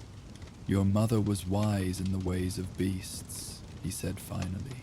"She understood their nature. She told me once that wolves don't waste words," Atreus continued, encouraged by his father's response. "That they communicate with glances, with the position of their ears and tails, with sounds too quiet for humans to hear. She said sometimes the strongest bonds don't need many words at all." A faint smile crossed the boy's face as he recalled her teaching him to observe the forest animals, how to read their movements and understand their silent language. It had been one of her gifts to him, this ability to see beyond the surface of things, to find meaning in silence. Kratos set aside his axe and whetstone, his massive frame silhouetted against the indigo sky. "Rest, boy," he said, his deep voice barely above a whisper. "Tomorrow's journey will be long." Atreus nodded and arranged his bedroll closer to the dying embers. The forest around them had grown quieter, as if the night creatures paused to listen to the distant wolf song that occasionally rose above the canopy. The boy settled onto his back, gazing up at the stars that were now scattered across the vast darkness above. As sleep began to claim him, Atreus found his thoughts drifting with the wolf howls. In that space between wakefulness and dreams, he imagined himself walking alongside the silent pack, moving through moonlit woods, guided only by instinct and the ancient wisdom that flows through all living things. The first light of false dawn cast the forest in shades of silver and blue when Atreus found himself standing at the edge of a clearing he did not recognize. The trees here were ancient, their massive trunks gnarled with age, their branches reaching toward a sky still adorned with fading stars. Around him, the forest breathed with the deep rhythms of night transitioning to day. Dew gathering on leaves, nocturnal creatures returning to their dens, early birds stirring but not yet singing. Atreus knew with the peculiar certainty that comes in dreams that he was alone yet not alone. His father was absent, their camp nowhere to be seen, but he felt no fear. Instead, there was a sense of anticipation, as if he had been invited to witness something few ever saw. Movement at the clearing's edge drew his attention. A wolf stepped from between the trees, large and grey, with amber eyes that regarded him without hostility or fear. The animal paused, its breath visible in the cool air, and then slowly inclined its head as if in greeting or invitation. More shapes materialized from the forest shadows. First one, then three, then 7 wolves in total, moving with fluid grace as they encircled the clearing. Their coats varied from silver grey to deep charcoal, their eyes reflecting the pre-dawn light. They made no sound, not even the soft pad of paws on the forest floor, creating an atmosphere of reverent silence. The first wolf, clearly the leader, approached Atreus directly. Standing before the boy, it was massive, its shoulder reaching Atreus's chest, its presence commanding respect without demanding fear. Up close, Atreus could see the complexity in the animal's gaze, intelligence, curiosity, and something that seemed almost like recognition. Without thinking, Atreus extended his hand palm down, fingers relaxed, just as his mother had taught him when approaching the hunting dogs that sometimes accompanied travelers through their woods. The wolf leaned forward, its muzzle nearly touching the boy's fingertips. Atreus felt the warm breath against his skin, saw the subtle shift in the animal's posture that signaled acceptance. The wolf stepped back, then turned and moved toward the far side of the clearing. After a few paces, it paused and looked back at Atreus with unmistakable expectation. "You want me to follow?" Atreus whispered, understanding flowing between them without need for words. The rest of the pack had already begun to move, forming a loose formation that left a space, a place for him. With a deep breath, Atreus stepped forward, joining their silent procession as they entered the forest on the clearing's opposite side. They moved as one, the pack and the boy, through terrain that would have been challenging in daylight, yet seemed to open before them in the pre-dawn darkness. Ancient trees gave way to younger growth, dense thickets parted to reveal hidden game trails, and fallen logs became natural bridges over small ravines. Throughout it all, the wolves maintained their silence, communicating through subtle shifts in position, through ears that swiveled to catch distant sounds, through tails that signaled caution or confidence. Atreus found himself adapting to their silent language with surprising ease, as if awakening knowledge long dormant within him. When the lead wolf paused, he stopped instantly. When the pack spread out to navigate a rocky slope, he naturally found his place in their formation. There was no hesitation, no awkwardness, just the fluid coordination of beings who understood their place within a greater whole. As they traveled, Atreus observed how the wolves moved, not wasting energy, choosing each step with purpose, conserving strength for when it might be truly needed. He recognized in their economy of movement the same principles his father had taught him about survival in the harsh northern lands. Nothing was without purpose. Nothing was done for show. Every action served life, served the pack, served the journey. The sky had begun to lighten, the stars fading as indigo deepened toward the purple pink of approaching sunrise. In this growing light, Atreus could better see his companions. The wolves were not the mangy, desperate creatures that sometimes troubled villages during harsh winters. These animals were in their prime, muscles rippling beneath thick coats, eyes clear and alert, movements confident and assured. The lead wolf, whom Atreus had begun to think of as the pathfinder, occasionally glanced back, not to check if the boy followed, but almost as if confirming that he understood what was being shared through this journey. There was teaching happening in this silent trek, Atreus realized. Not with words or demonstrations, but through participation in something ancient and true. He studied the Pathfinder's movements with quiet fascination, The wolf moved with an economy that seemed almost artful, each step placed with precision, each turn of the head serving a purpose, each pause containing information for those who knew how to interpret it. There was nothing wasted in these motions, nothing done for appearance rather than function. Yet this pure utility achieved its own kind of beauty, like a perfectly carved bow or a well-balanced knife. Atreus remembered watching his mother move through the forest in much the same way, with awareness that bordered on communion with their surroundings. She could read the language of bent twigs, of disturbed earth, of shifted stones, in ways that had seemed magical to him as a younger child. Now, walking with the wolves, he began to understand that what had appeared supernatural was simply deep attention, the result of generations of knowledge passed down and perfected through necessity and respect.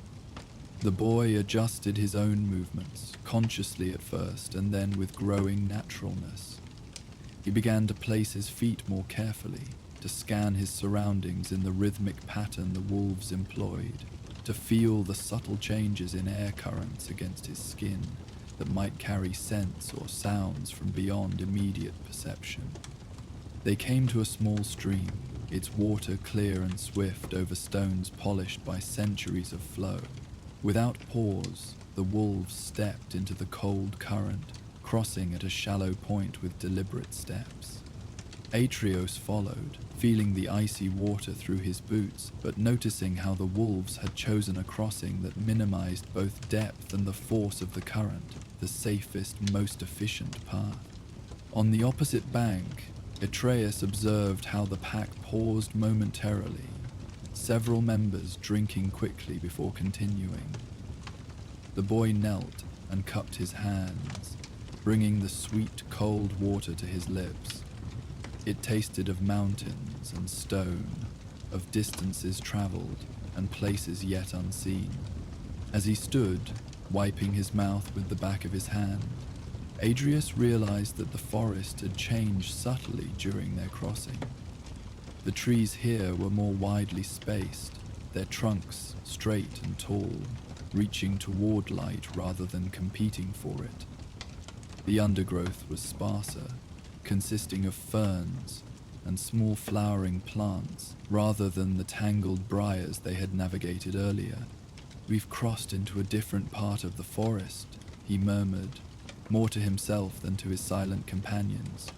The pathfinder turned its amber gaze toward him, and Atreus felt that strange sense of understanding pass between them again. Boundaries existed everywhere in the natural world, between territories, between seasons, between life stages. Crossing them was necessary for growth, for survival, for knowledge.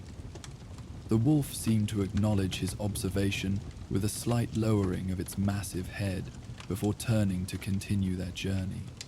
They traveled through this more open woodland as the sky brightened further, dawn approaching with each passing moment. Birdsong had begun to fill the air, first the solitary call of an early riser, then a duet, then a chorus as more joined the greeting of the new day. The wolves moved through this growing symphony as silent counterpoints, their paws making almost no sound on the soft forest floor. Atreus noticed how his own footfalls seemed louder in comparison, despite his best efforts to move quietly as his mother had taught him. He began to adjust his steps, placing his feet more deliberately, rolling from heel to toe with careful precision. With each adjusted step, he found himself moving more silently, more efficiently, more like his companions. And the pack's formation shifted occasionally as they traveled. Wolves moving from the periphery to the center, others taking up boundary positions, all without apparent command or discussion. Atreus observed that these changes weren't random, but responsive to the terrain and to subtle cues he was just beginning to perceive. a scent on the breeze, a distant sound, perhaps even the angle of the strengthening sunlight filtering through the canopy. When they passed near a grove of berry bushes, two younger wolves diverted briefly to investigate, rejoining the pack moments later. When a fallen tree blocked their direct path, the group naturally flowed around the obstacle before reforming their previous arrangement. When they approached a small meadow, the formation tightened, wolves drawing closer together before entering the more exposed space. Throughout it all, Atreus found his place instinctively, moving with rather than among them. He was neither leader nor follower, but a part of something greater, a temporary but authentic member of their silent community. The experience carried none of the tension or uncertainty that often accompanied his interactions with strangers, or even with his father. Here was acceptance without condition, belonging without demand. As the first direct rays of sunlight began to pierce the forest canopy, creating dappled patterns on the ground before them, the wolves led Atreus up a gentle slope covered with soft moss and scattered wildflowers. At its crest, the trees opened to reveal a natural overlook, a flat, stone platform extending from the hillside that offered an unobstructed view of the valley below.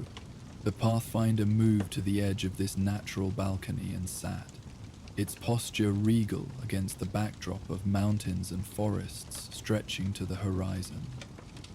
The other wolves arranged themselves nearby, some sitting, others standing, all facing the spectacular vista as the rising sun painted the landscape in gold and amber tones. Atreus took his place beside the Pathfinder, settling on the sun-warmed stone with his legs crossed. From this vantage point, he could see for miles, forests giving way to meadows, meadows rising to foothills, foothills building toward distant mountains, whose peaks still held the previous winter's snow. A river wound through it all, glinting silver in the morning light. "It's beautiful," he whispered, the words emerging despite his adaptation to the pack's silence. The Pathfinder's ear twitched at the sound, but made no other acknowledgement. The wolf's gaze remained fixed on the panorama, its attention seemingly absorbed by something beyond the mere visual splendor. Atreus followed the wolf's line of sight, trying to see what it saw. At first, he noticed only the grand scale of the landscape, the sweep of forest, the majesty of mountains.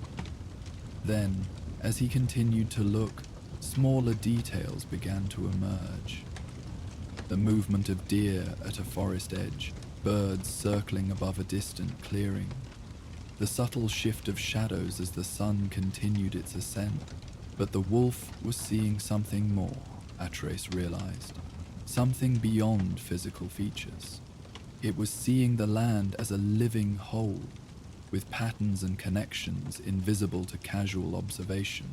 The territories and pathways, the sources of water and shelter, the places of danger and safety, all existed in a complex web that the wolf perceived intuitively. As this understanding dawned, Atreus felt a shift in his own perception. The landscape before him was no longer simply scenery to be admired, but a text to be read, a story written in the language of nature. He began to see how the river shaped not just the physical contours of the land, but the movements of all creatures within it. How the prevailing winds influenced the growth of trees, creating natural corridors through the forest. How the cycle of seasons was written in the varying shades of green that carpeted the valleys and hillsides. The wolves sat in silent contemplation of this living map, and Atreus joined them, absorbing the wisdom offered through simple observation. Time seemed to suspend itself as they shared this moment of quiet communion with the world spread before them. Eventually the Pathfinder rose, stretching briefly before turning back toward the forest. The other wolves followed suit, their break concluded, their journey resuming.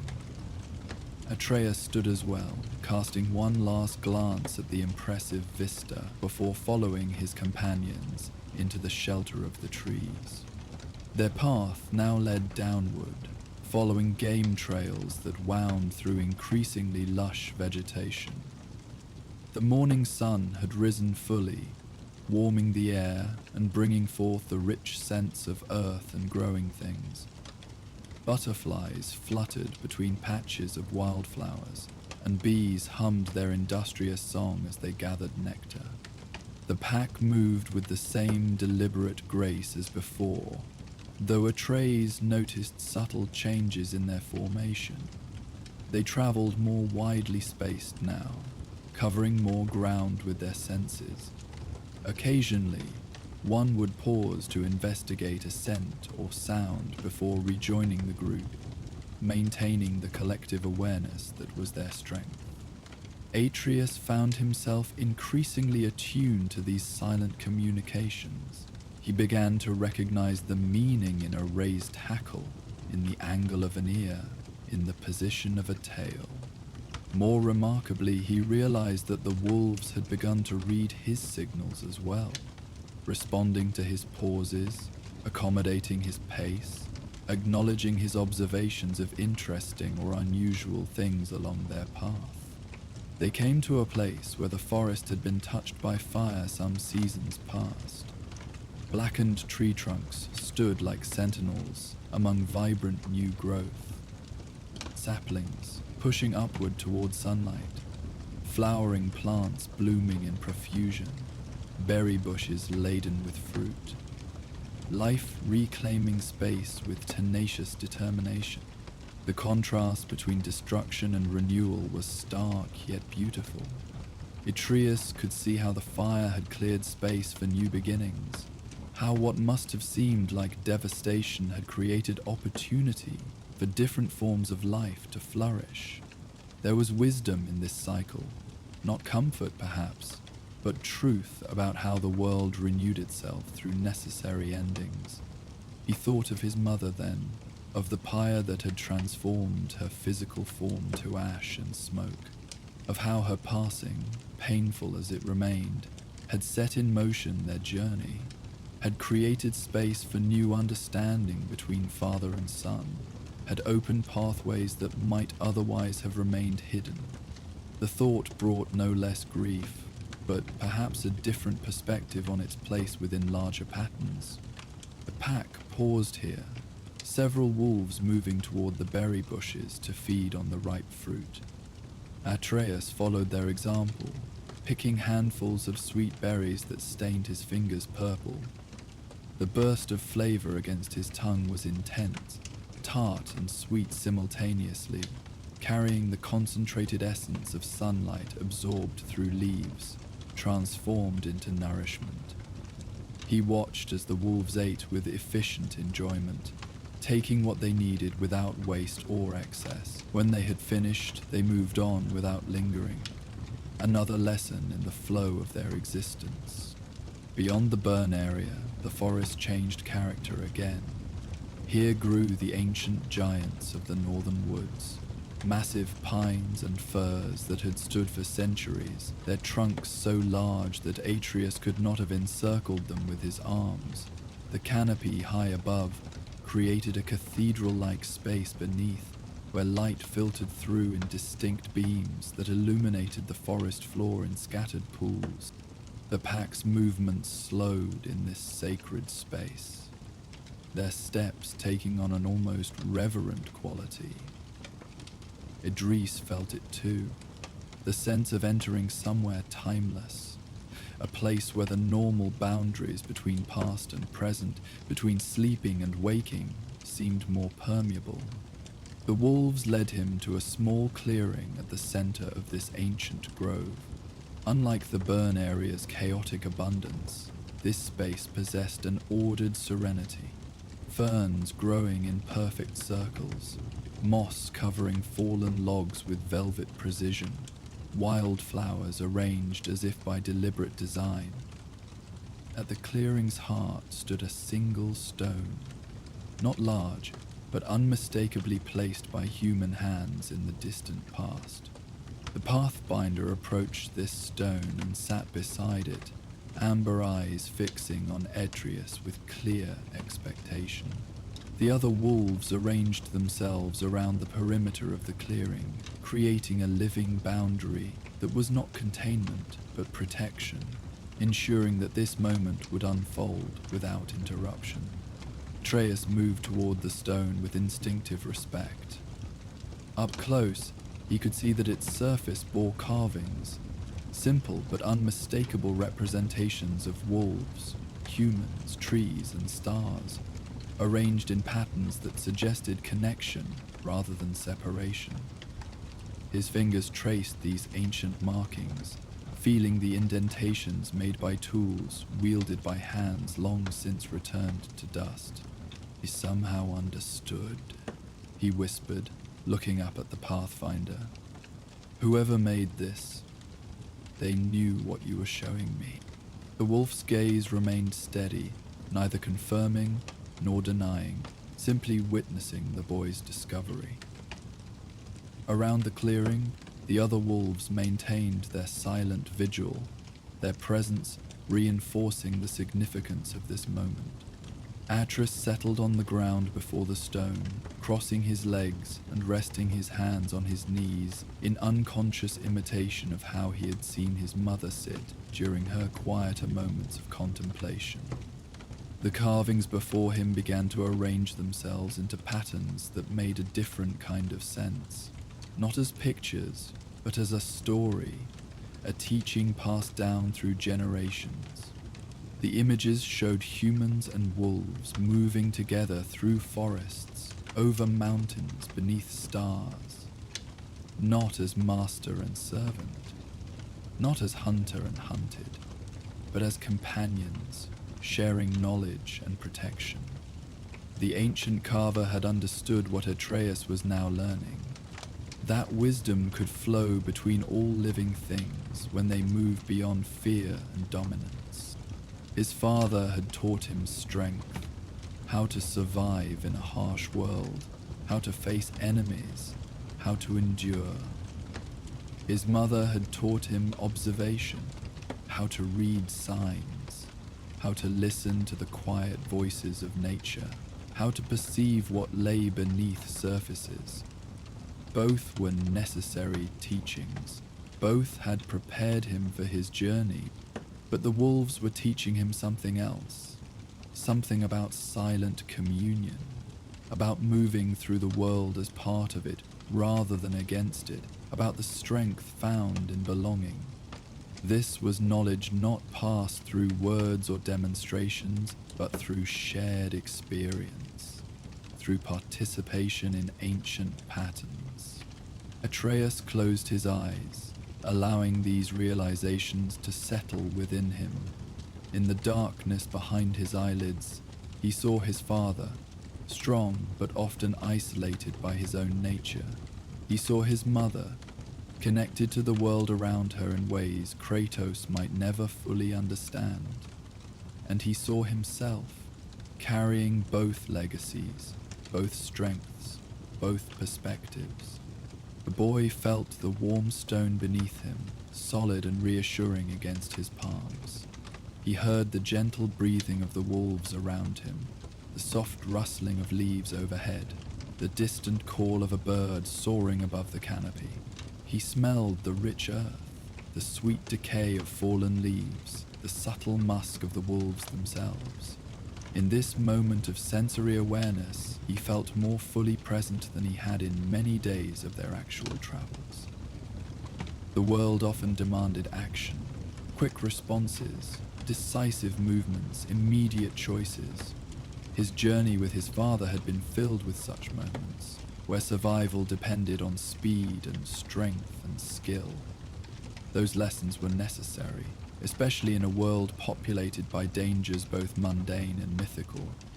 But what the wolves offered was different. The wisdom of knowing when to be still, when to observe, when to simply be present within the moment.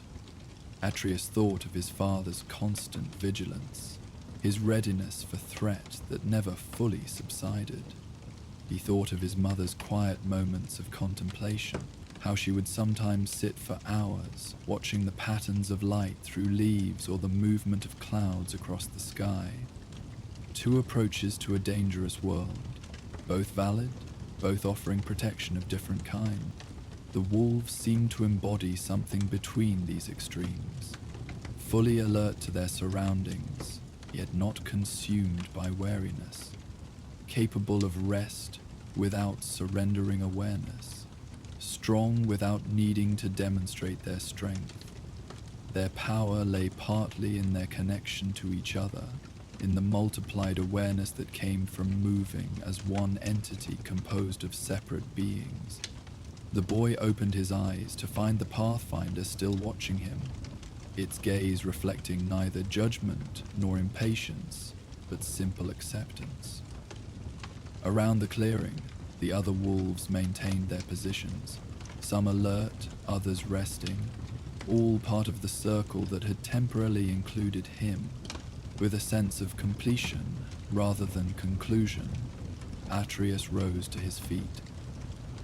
The lesson of this place had been received, though he suspected its full meaning would continue to unfold within him for many days to come. He inclined his head toward the stone in respect for those who had come before, then turned his attention back to the Pathfinder, ready to continue their journey. The wolf rose with fluid grace and led the way out of the clearing, the others falling into formation around them as they had before. They moved deeper into the ancient forest, where the trees grew even larger and more widely spaced, creating an environment that felt both vast and intimate simultaneously. Sunlight had reached its zenith, filtering through the canopy to create a green-gold illumination that seemed to pulse with the forest's breathing. The air here felt different, richer somehow, as if carrying the accumulated oxygen of centuries of growth. Atreus found himself taking deeper breaths, feeling lightheaded in the most pleasant way as his body adjusted to this concentrated life force. The wolves seemed affected as well, their movements taking on an almost playful quality despite their continued silence. They wove between the massive tree trunks with graceful precision, occasionally breaking formation to investigate interesting scents or sounds before returning to the group. Even the Pathfinder seemed less solemn, its tail held higher, its pace more buoyant. Atreus found his own steps lightening, his awareness sharpening further. Colors appeared more vivid, scents more distinct, sounds clearer and more nuanced. It was as if the ancient forest had heightened all his senses, bringing him into more complete presence within the moment. They came to a place where a massive tree had fallen, perhaps decades earlier, creating a natural corridor through the forest. Its enormous trunk, now covered with moss and sprouting saplings from its decaying wood, stretched for many yards before them. Without hesitation, the Pathfinder leapt atop this natural bridge, and the other wolves followed, balancing easily on its broad surface. Atreus joined them, finding the moss-covered bark providing surprisingly secure footing. They proceeded along this elevated pathway, giving the boy a different perspective on the forest around them. From this height, modest compared to the soaring canopy, but significantly above the forest floor, he could see patterns in the undergrowth that wouldn't be visible from ground level. The fallen giant had created its own ecosystem in death, nursed log to countless new lives, highway for small creatures, shelter for those who made homes beneath its protective bulk. Nothing wasted, everything transformed. Another silent lesson offered to those with eyes to see. At the log's end, They descended to a place where the ground sloped gently toward the sound of running water. Following game trails worn smooth by centuries of use, the pack led Atreus to the bank of a stream larger than the one they had crossed earlier. Its waters ran clear and swift over a bed of smooth stones in countless shades of grey, brown, and rust red. Without prompting, several wolves moved to the water's edge to drink. Others patrolled the perimeter, maintaining the group's security, even in this moment of vulnerability. The Pathfinder paused beside a large boulder at the stream's edge, sitting in a patch of dappled sunlight that made its grey coat glow silver. Atreus approached the water, kneeling to drink as he had at the previous crossing. The taste was different here, still fresh and sweet, but with mineral notes that spoke of deeper earth, older stone. He splashed some on his face, enjoying the cool shock against skin warmed by their journey. The water's surface reflected fractured images, clouds drifting overhead, branches swaying, his own face looking back at him with an expression more peaceful than he could remember seeing in his own reflection for some time. The boy who gazed back seemed subtly changed from the one who had followed the Pathfinder from the clearing at dawn. Not older exactly, but perhaps more settled within himself. As the ripples from his touch dispersed, Atreus watched how the stream's current created patterns across its surface. Swirls and eddies, smooth glides and turbulent riffles. Each variation resulted from what lay beneath. Rocks, fallen branches, shifts in the stream bed, invisible influences shaping visible results. The water did not fight these obstacles, but flowed around and over them, adapting continuously without losing its essential nature. The sound of the water created its own kind of silence, a consistent, gentle rushing that absorbed other noises and created space for thought. Atreus had noticed how his father sometimes sought out such places during their travels, standing beside waterfalls or rapids with an expression that, if not peaceful, at least suggested momentary respite from whatever burdens he carried. Perhaps the constancy of moving water offered something steady in a world where little else remained unchanged. When he had refreshed himself, Atreus moved to sit near the Pathfinder, drawn by an inexplicable sense that another teaching awaited. The wolf acknowledged his presence with a slight turn of its massive head, but continued gazing at the flowing water before them. Atreus followed this gaze, trying again to see what his companion saw. The stream moved with hypnotic constancy, always changing in its details, yet unchanging in its essential nature. Individual droplets passed, never to return, yet the stream itself remained. There was profound truth in this simple observation, though Atreus couldn't have articulated it in words. As they sat in shared contemplation, Atreus became aware of subtle movements upstream and downstream. Other forest creatures coming to drink. A family of deer approached cautiously from the opposite bank, eyes and ears alert for danger. Small birds flitted between branches overhanging the water, occasionally diving to capture insects dancing above the surface. Even a fox appeared briefly, its russet coat vivid against the greenery before it vanished back into the underbrush. The wolves made no move toward these potential prey, and the creatures, while cautious, showed no panic at the predator's presence. There seemed to be an unspoken agreement here, a temporary truce around the shared resource of water. Another kind of silent understanding, another form of natural wisdom. Atreus realized that the pack could have hunted at any point during their journey. They had passed game trails, had likely scented prey nearby, had the strength and skill to bring down substantial quarry, yet they had not done so. This journey was not about hunting, but about teaching through presence, rather than through action or instruction. The Pathfinder rose eventually, shaking water droplets from its coat before moving upstream along the bank. The others followed, and Atreus joined them, noting how they now traveled single file along the narrow space between water and forest. Their pace was unhurried, yet purposeful, as if approaching a destination of significance.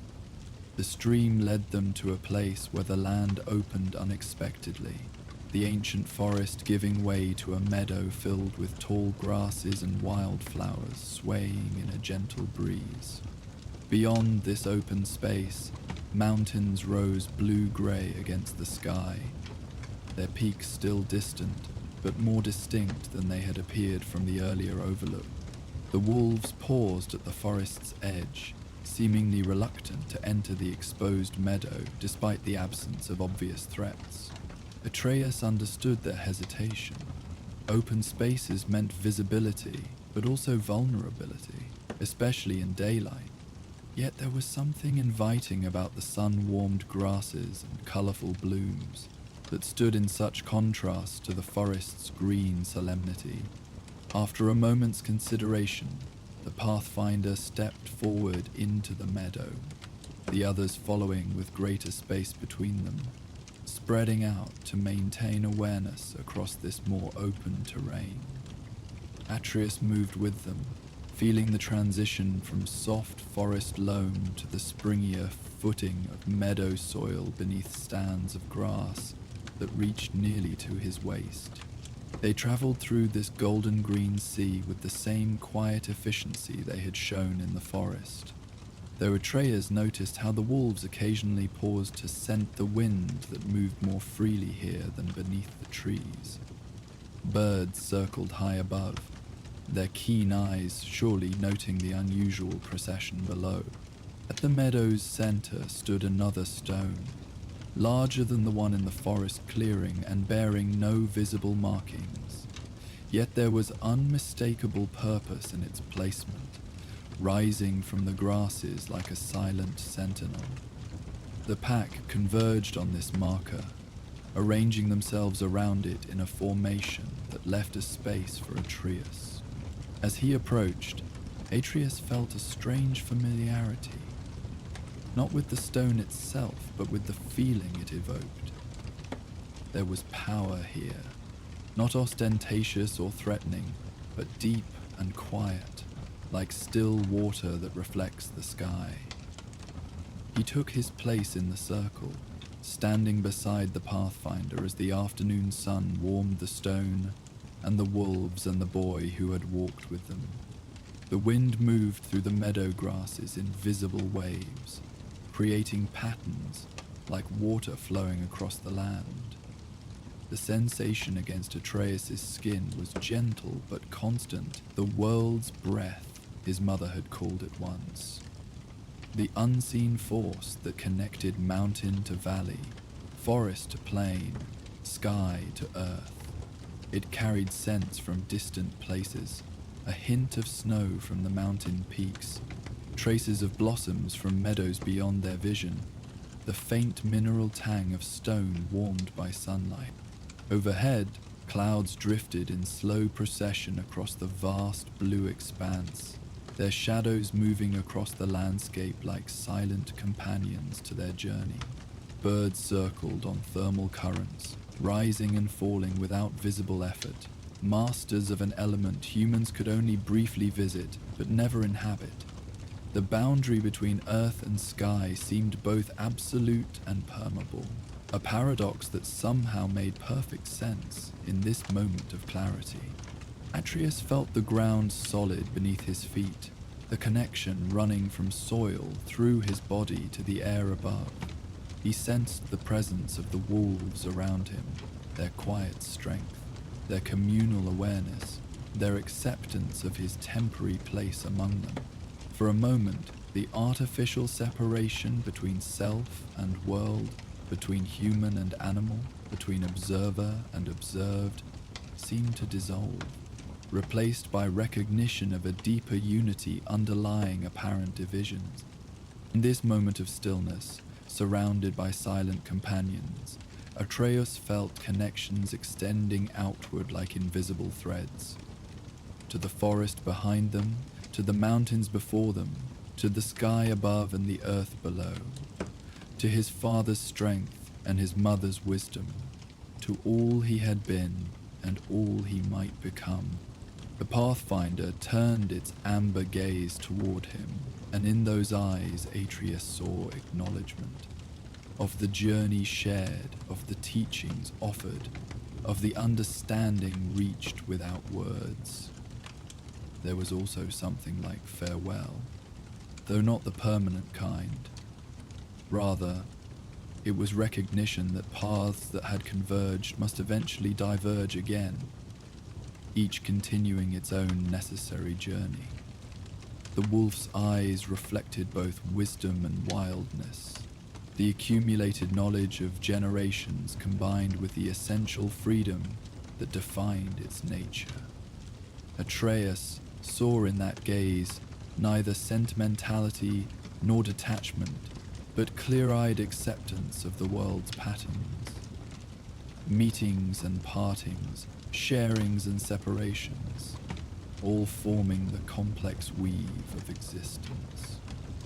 A memory surfaced of his mother telling him how wolves might temporarily adopt animals of other species, even those that might typically be prey, under certain circumstances.